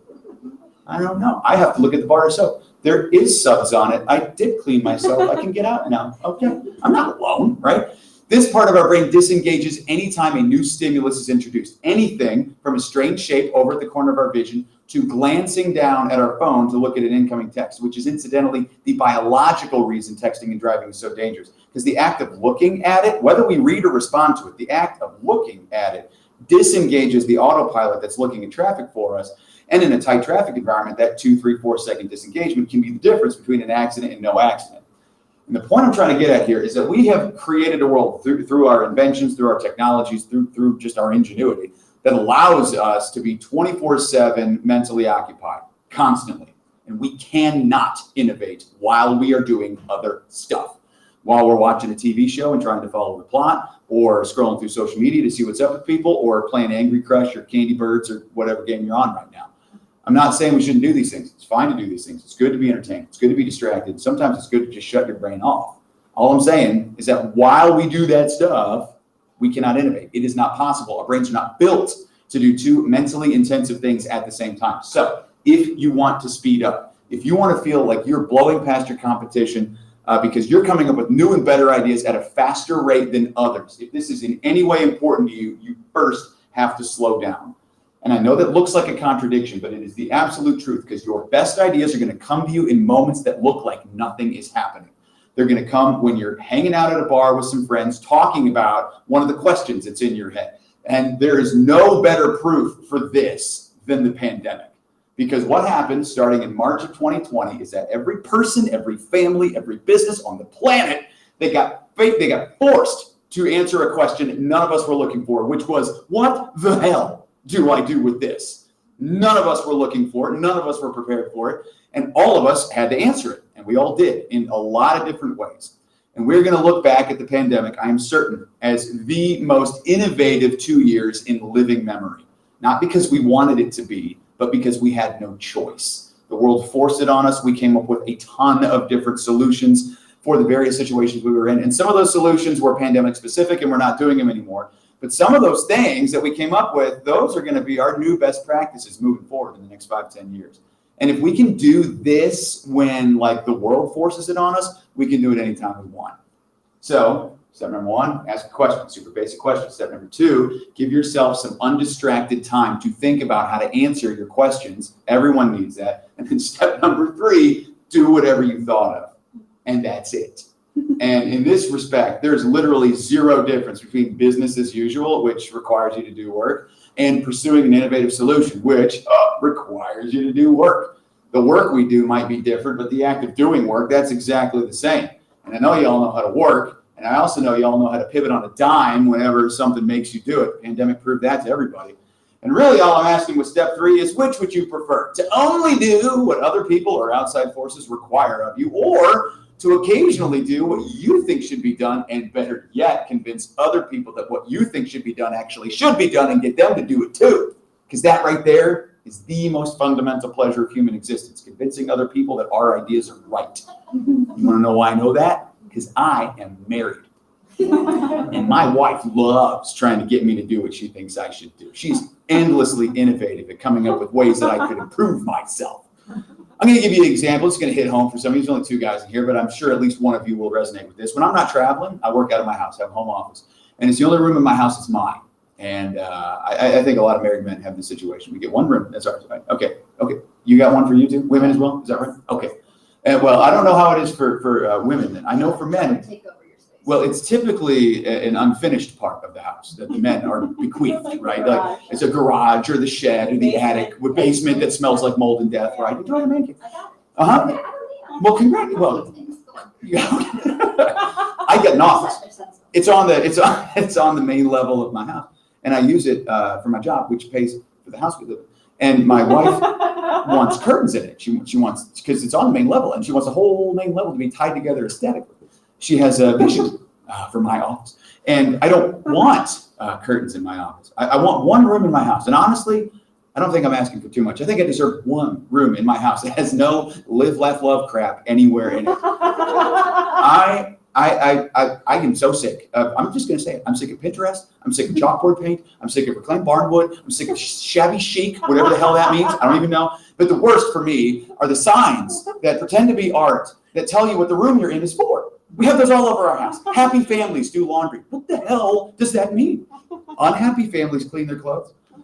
We have a sign in our living room that says gather. I'm like, oh, that's what this room is for. So glad we have the sign. I thought it was for bullfighting. I was confused. Yeah. So we had a conversation. I was like, listen, we agreed when we bought the house, I was going to get one room in it for my office, which pays for the house. And this is the room, right? And it's a nice concession on my part. I'm not even asking for half the house. We have more than 2 rooms. I don't want 50% of the house. I want 11% of our house. And this is it. You don't even come in here. Like 100% of the people who use this room are me. So it's mine. I was very polite about it. So we got the curtains because duh, I mean, you saw that coming. After a year, I'm so proud of me. I held out for a year, but she's just like a woodpecker, just curtains, curtains, curtains, just drilling it in. And eventually I just said, you can have them. And you know, the worst part of it is they look good. Yeah. She was Like right. them. And you want to know why I just spent 3 minutes talking to you about my literally year-long argument with my wife about getting curtains in her house? It was a year long. It's to point out that you are endlessly innovative in your personal life. This process you do every single day because questions come to you whether you're looking for them or not. Problems come up whether you're looking for them or not. Opportunities come up whether you're looking for them or not. How are we going to save enough money to send our kids to college? Or should we move so we can be closer to your parents? There's a million questions that come, whether you want them to or not. And when they do, what do? You do the same thing everyone else on the planet does. You talk about it. And sometimes you have one conversation, sometimes you have 20. Sometimes it's easy and sometimes you fight. But at the end of that, you come up with a strategy and then you execute the strategy. And if that works, that's great, right? Problem solved, opportunity taken advantage of, you move on with life. But when it doesn't work, you revisit the situation with new information, you have a new collection of conversations, you come up with a new strategy, and you execute that. You have been doing this for forever in your personal life, and it's no different at work. It's no different today than it was 10,000 years ago. People have a tendency to talk about innovation like it's a skill set that some of us have and others don't. Like, I'm going to teach you how to re-engineer your brain for maximum creativity. That is condescending and insulting.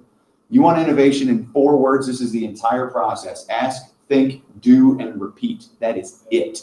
That is all it ever has been. It's true for every industry, and you can do it anytime you want. So my goal with this portion of things, and then we can talk about whatever specific business things you want to, is to simplify a concept that I think is often made overly complicated. And I want everyone to walk out of here feeling like, of course I'm innovative. It's a skill you've been practicing your entire life. So whatever challenges you have at work or opportunities you can face, you will absolutely be able to come up with some innovative solutions to deal with those, as long as you do this, as long as you give yourself time to figure out what that should be. If you want the information from this presentation, I am not selling anything. This is a free PDF to you. Text my name to that 5-digit code, and you'll get the takeaways from this presentation. That list of questions I raced through too fast if you wanted to see it, and some additional information that I didn't put into this presentation. This slide will come up one more time at the very, very end. I want to just kind of wrap this whole thing up. But I know I spent a lot of time talking about professional, how innovation works professionally, but like I just said a moment ago, it's also true for us personally as well. So I want to share with you a personal story, a little bit about my journey that will hopefully be useful to you as you think about how to innovate. So I went to college to be a high school English teacher. I came from a family of teachers. I did not change my major. I knew exactly what I was going to do, and I knew I was going to do it for forever. And for me, forever lasted for 2 years. So I was at an inner city school in Nashville, Tennessee. I thought I'd come in like Dangerous Minds, Dead Poet Society, these kids, and they would all like see the light and love Shakespeare. And I was wrong. So at 24 years old, I left teaching, and I was faced with the question I did not know how to answer, but all of us have to answer this question at least once in life. What am I supposed to do now?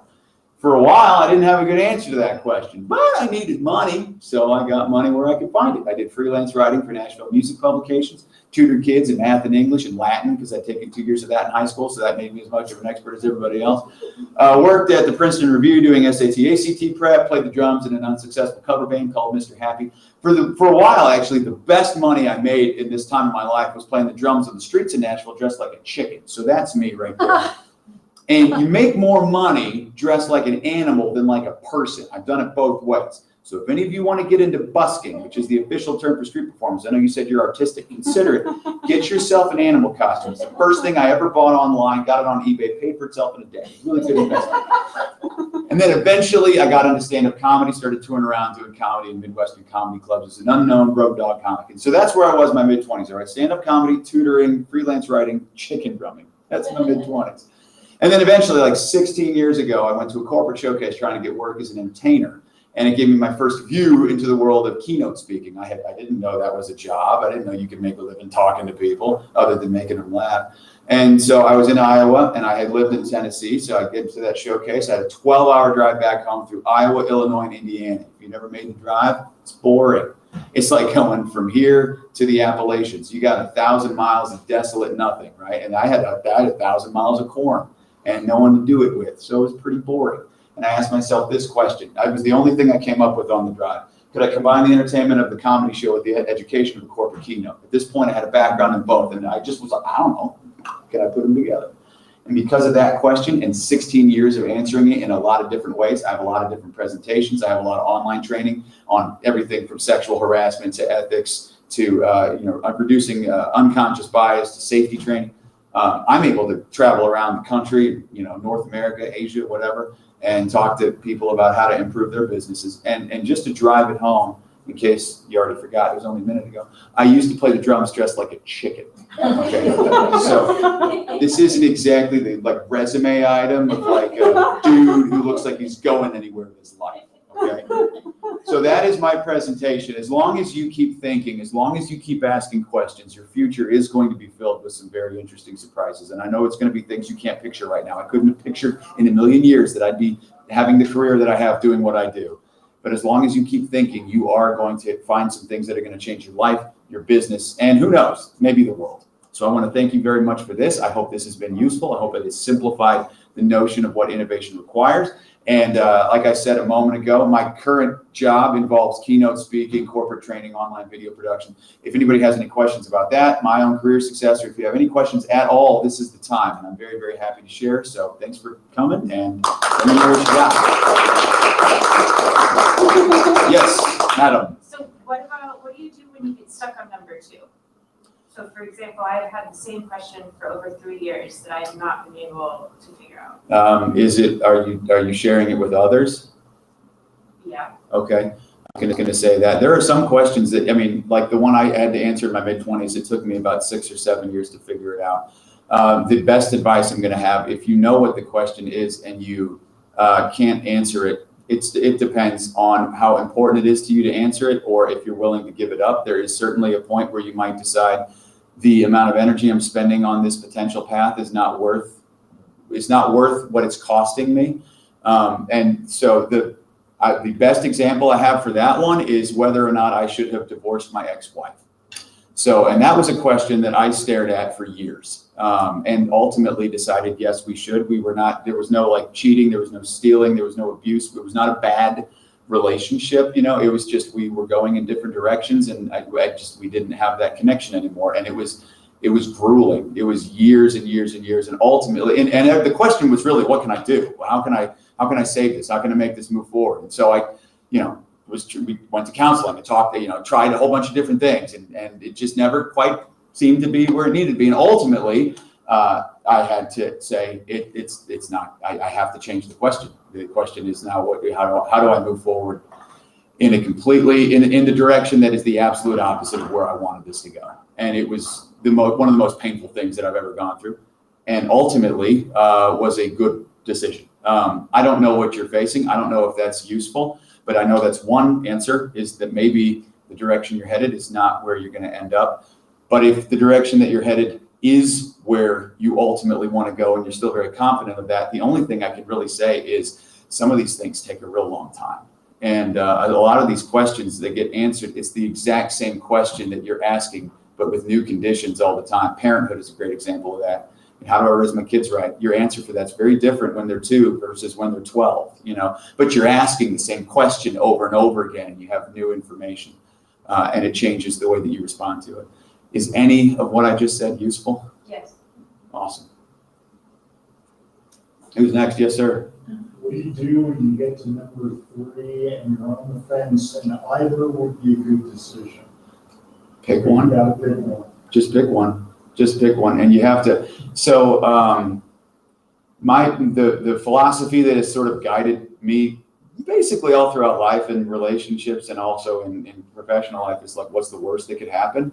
And so you've got a decision. You've got 2 ways you can go, and you're kind of okay with both of them. So start playing the negatives. All right, well, if I do this one and it fails, what's that look like? What's it cost me? Can I survive it? Am I okay with that? Do the same thing on the other side. And a lot of times, for me at least, that helps. First of all, if it's not, my kind of thought is, if it's not going to kill me or cause any serious harm to anybody I care about, then then it's a risk I might be willing to take. And if it fails, well, whatever, I've failed before. It's no real big deal. And I think it's also, I didn't put this in here, so Google in their 2004 IPO, they wrote that they were going to pay their employees 20% of their salary was going to come from just sitting back and thinking up ideas and sharing them with Google. And that was the idea. So 1 day a week of paying employees to come to work and be like, I don't know, what about that? And then working on the project. And there's a bunch of different initiatives like Gmail, AdSense, Google News are all credited with coming out of that policy. But there's also a bunch of them that failed. And I show a handful of things that failed. And I think in 2016, Google wrote off $858 million in bad idea investments, a huge number. And it was that represented, dozens of failures. But AdSense, that one idea is supposed to be about 30% of Google's annual revenue now. So that one success outweighs dozens of failures. And that's how VC companies work too, right? They fund 10 companies, they know 9 are going to tank, and the one that works wins out. And it's true for us personally as well, in general. If you're intelligent about the decisions that you're making, then your failures won't be fun, but they won't be catastrophic. And the successes you have might actually be fewer in number, but they're going to be greater in impact. So think about the worst case that can happen for both of them. Pick the one that looks to be the most promising at the moment, and go from there. And I'll give you an example from me that will hopefully be relevant. So about 10 years ago, I was doing stand-up comedy in clubs, and I was starting to do keynote speaking for corporate people. And I had one website, and on my website, I had me in a leather jacket and spiked up hair, like you saw in that picture. Hey, hire me for your comedy club. And then I had me in a suit and tie. Hey, hire me for your business function. And they can't fit on the same marketing profile. And I worked with my brother, and we got to this point where we're like, all right, well, the comedy stuff's, it's fine. It's been there for a while. It's the more established. It's the one I've been doing longer. But the corporate stuff, I mean, the trajectory is good. What should we do? And there wasn't a wrong decision really to make, but we had to make a decision. And ultimately, the decision we made was, well, the corporate stuff looks like it maybe has more potential. So let's do that. So we ultimately made that decision. I had the idea of maybe we could just have 2 websites until my brother's like, they could find them both. So we made that decision, and this was back in like 2000, maybe it's longer ago than that. It might be like 2007, because there was barely any YouTube viral video stuff. So it was pretty easy to scrub my stand-up comedy off of the website. There weren't a lot of them.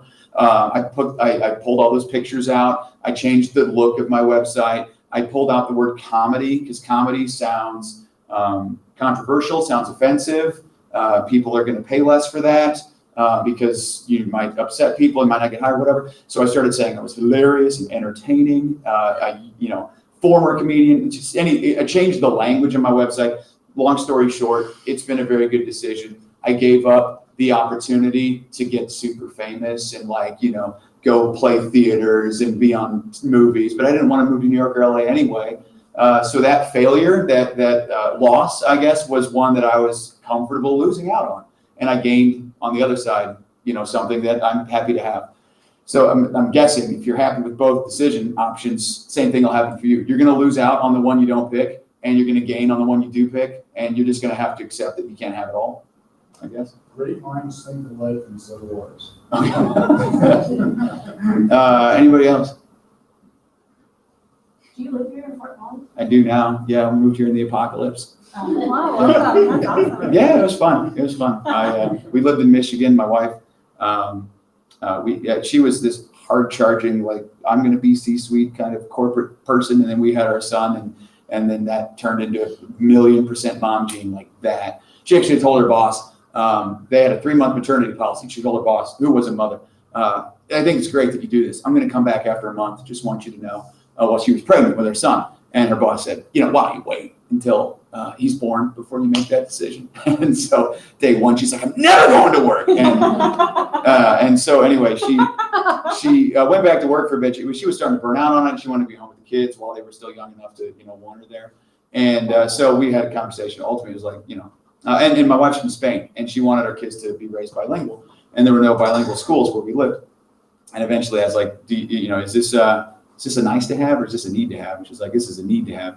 And so I'm like, all right, well, we got to move. And so we started looking around at towns that suited what we wanted. And Fort Collins is it, mid-sized city, great weather, proximity to beauty, pick a spot, circle 20 minutes around it. You can get to 95% of everything you're going to do. Denver's an hour away if you want the stuff that's not here. It's great. So we've been very, very happy. But yeah, we live here now. Cool.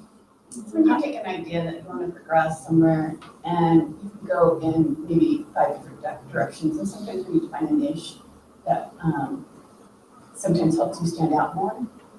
Do you have a process in which you go down a check mark that helps you discern which direction might be best? When a lot of really good ideas, but which one's the best way to connect? It depends. No, the answer is no. I tend to be more of like a creative, I'll figure it out as I go kind of person. But it depends on if the options that you have are mutually exclusive, I think. Because in a lot of cases, a lot of people's businesses are directed by who expresses interest in them.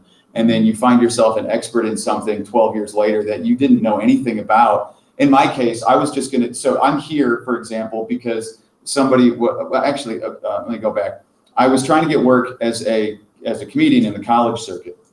And colleges are really good at collectively hiring very diverse, hiring for diversity. So they try over the course of everybody that they bring into campus to represent as many different pieces of the diversity pie as they can, which is great.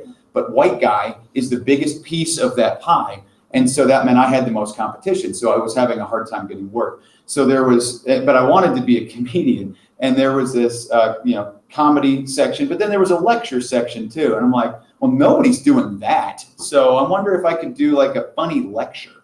And I'd been a teacher, right? So I put together a presentation called How to Get Fired, which was designed to help people not get fired, but telling them that if they act in their job like they act in college, they're not going to have that job for very long. That was the thesis of it. So it was like encouraging people to fake their resume and show that they were incompetent and stuff.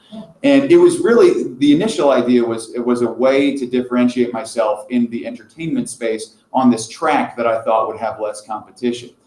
So I built this presentation, and then I started having corporate people at the same time say, you're entertaining, but can you say anything useful? And I'm like, sure, what? Team building, okay. Leadership, sure. 16 years later, now I'm like a keynote speaker, and then the life I had as a comedian is essentially dead. I get to do comedy inside of these presentations, but not the same way you do at a comedy club. And I didn't really plan for this to happen. It was just sort of following the opportunities. And then eventually those opportunities sort of funnel you into what looks like a silo, or at least an area of expertise. So to a certain extent, I think you'll follow where your customers take you, because most people do. But if you are looking at you and nobody's pushing you, and you get to decide which direction you want to go, as much as those things, try to hold on to all the options for as long as possible, because if you try down path number 1 and it's not working well, you haven't killed paths 2 through 5 yet, and you can always pivot very easily from the one to the next. But ultimately, if you do find that you have 2 choices to make and one's mutually exclusive over the other, the best you can do is look at what you have right now, what your best guess is as to the future potential there, from a personal happiness standpoint, lucrative, money-making standpoint. Make your best guess and go with it. And, if here's what'll happen. If you're successful with it, you'll eventually progress to the point that you won't even care that you don't have those other options anymore. And if you're not successful with it, the worst that can happen, I think, is that you wasted some time, probably a little bit of money. You can always retreat back to those other options that you didn't take 6 months ago or a year ago. Give one of those a shot and see if that's a better option for you. So again, worst that can happen, I think, is usually the worst that happens is you lose some time, you lose some money. If you can handle the amount of time and the amount of money that you're going to lose, then just, move forward. And I think more often than not, your successes are going to outweigh your failures, if not a number, then at least in magnitude. Anywhere else? We got 5 more minutes where you guys can go. Do you call yourself a small business owner? I do, because other people do. Not really. Do I think of myself that way? Not especially. But me and my brother have a business, and we have a QuickBooks account, and we keep track of our money. We pay taxes, so yeah, I guess so. And you work when you want to, and you control your working life. Sort of, yes.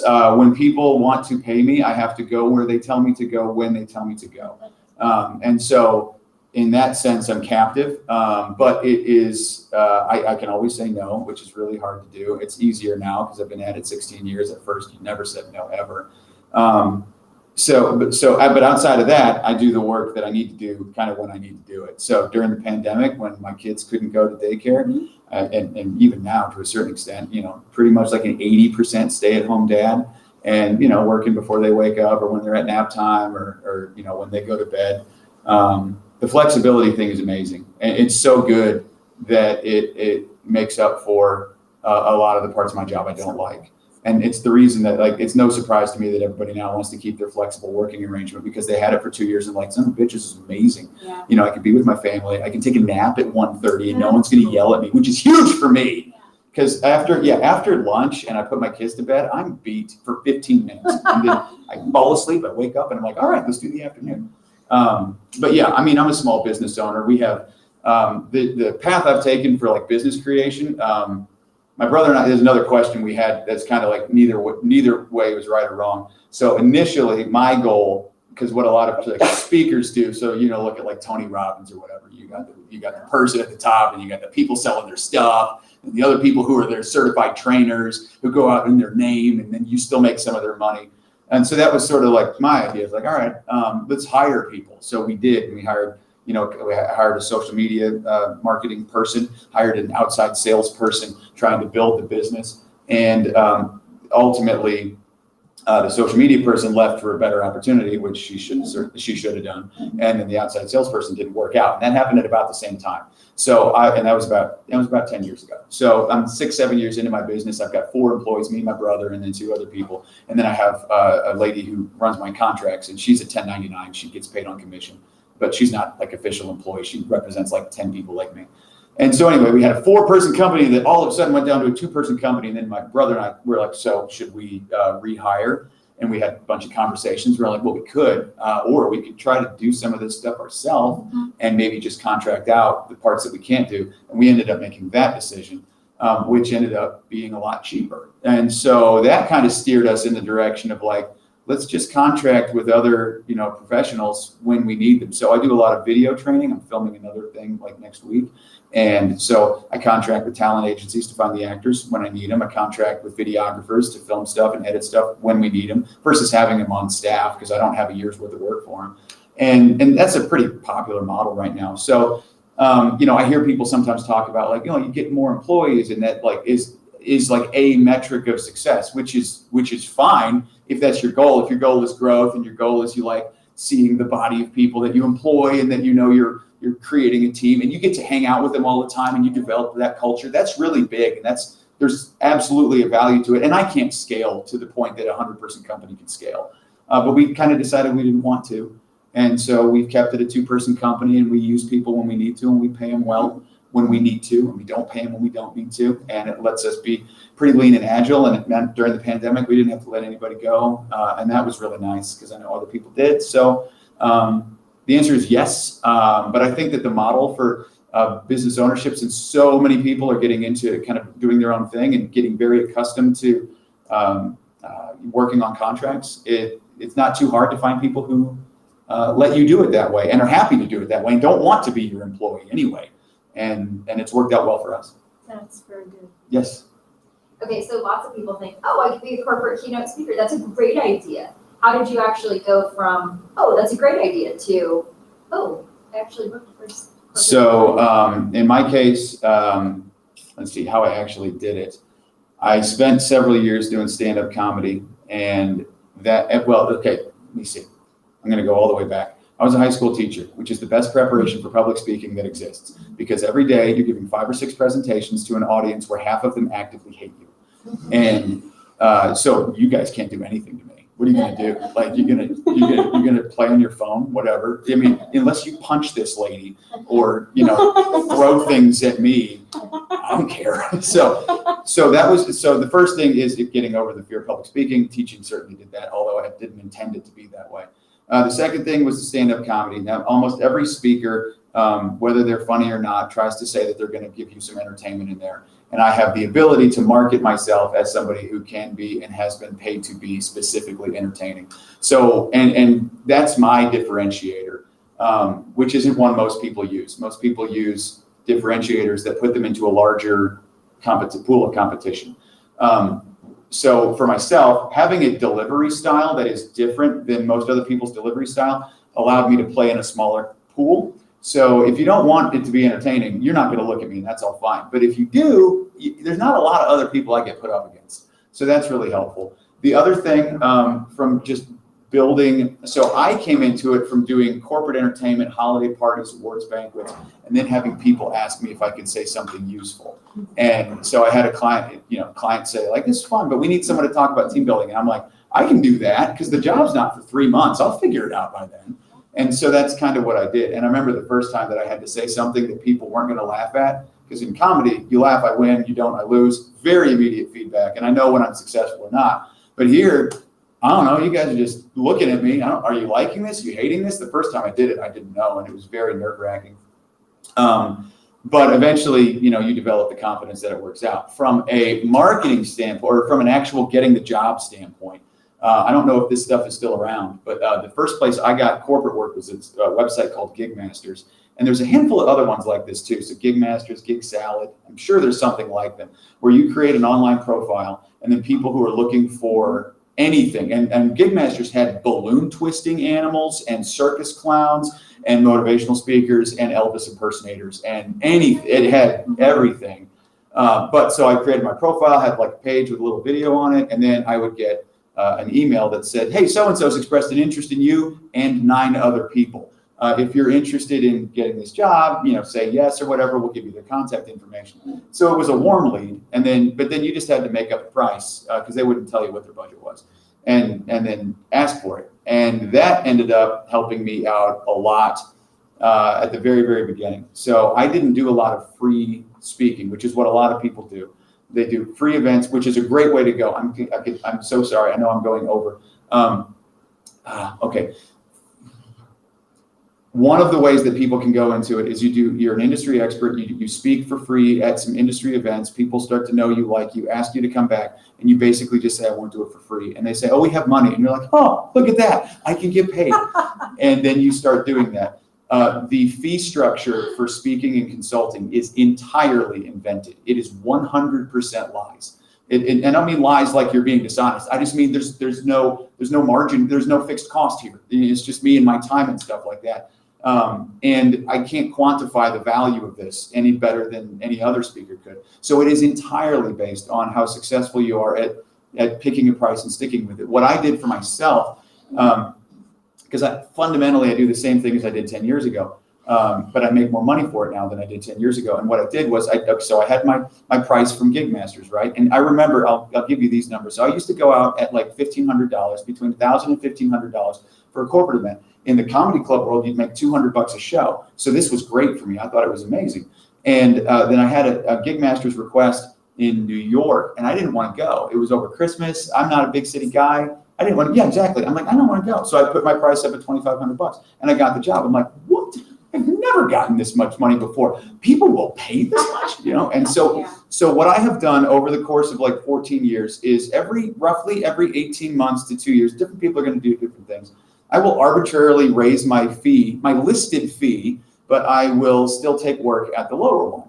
And Donna, who's I don't know why I forgot your name, because I worked with Donna, I've worked with her forever. But Donna knows that. And so I tell her, you know how to negotiate. And that was another good decision I made, was I had somebody step in for me and do the negotiating. It took the emotion out of it for me, and she does a better job than I do with that. It's really, really valuable, and she absolutely earns her commission. But so, at first people are like, well, because when you get a referral, people want to pay the same thing that you paid for the referral, right? Like if you charge $500, all the referrals are going to be $500 from that person because they know. And so when you start quoting that higher price, you just have to still be comfortable taking the lower price. And, at first you'll probably do it a lot. And then eventually you get that one person who's like, okay. And you're like, sweet, I'm starting now to develop a reputation at that higher price point. And And so it took like 6 or 9 months for my new listed fee to become something that I started getting on a regular basis. And then, like a year later, I'm getting it sort of all the time. I'm like, all right, well, let's do it again and see if it keeps working. Eventually it'll stop, and eventually it will, but it hasn't yet, so rock on. Speaking for free industry events, getting people that way. Referrals are obviously huge. There's some online services where you can market your speaking if you want to do it, your speaking or consulting, and try to get work that way, where you might have to bid out the thing. And you might at first just start by underbidding so that you can get the work, so that you can, develop a reputation. The other way that you can go are through speaker bureaus, or speaker management companies. Speaker bureaus are the ones that they're the liaisons between companies who are looking for speakers and then the speakers. They're the middle people. So the company will come to the bureau and say, I need a speaker on futurism, an agricultural expert, and a motivational speaker. And they'll be like, all right, I got a database of 20,000. I'm basically curating the internet for you, so you don't have to go and search it all for yourself. And then if those bureaus know you, then they might put you in their proposals. So one of the things that's important is to develop relationships with those bureaus. There's not too many of them. There's like 200 or 300, I think. No one of them will get you a lot of work. So you just have to, have a decent website, decent demo video, show people that you have something worth doing, and then tell them and politely annoy them every 3 weeks or every 6 weeks and say, have you looked at my stuff? Can we talk? So that's one way to do it. And then a speaker management company is another way to do it. And those people are like what my Donna does. And she represents me and about 10 other speakers. And those are the only people she sells. So, when I have inquiries coming from my website, then she handles those. When she has one of her other speakers do a job, then next year when they have another conference, they're not going to hire that person back, so that she recommends the other 10 on her roster, and I might get some of those. That's a really short answer to a really big question. I hope some of that is useful for you.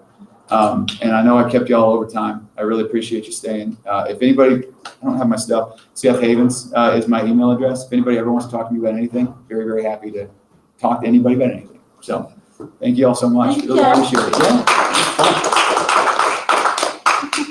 You know how to do this stuff? As I look at that question. Let's do it. Randomly, I have a whole bunch of LinkedIn handouts from Well my done, thank presentation you. left over. Thank So you if very anyone much. wants to go into Appreciate my- your time, yeah. How are you? I think that's normally- Great, I enjoyed it. Yeah. See you tomorrow at 9. I was trying to.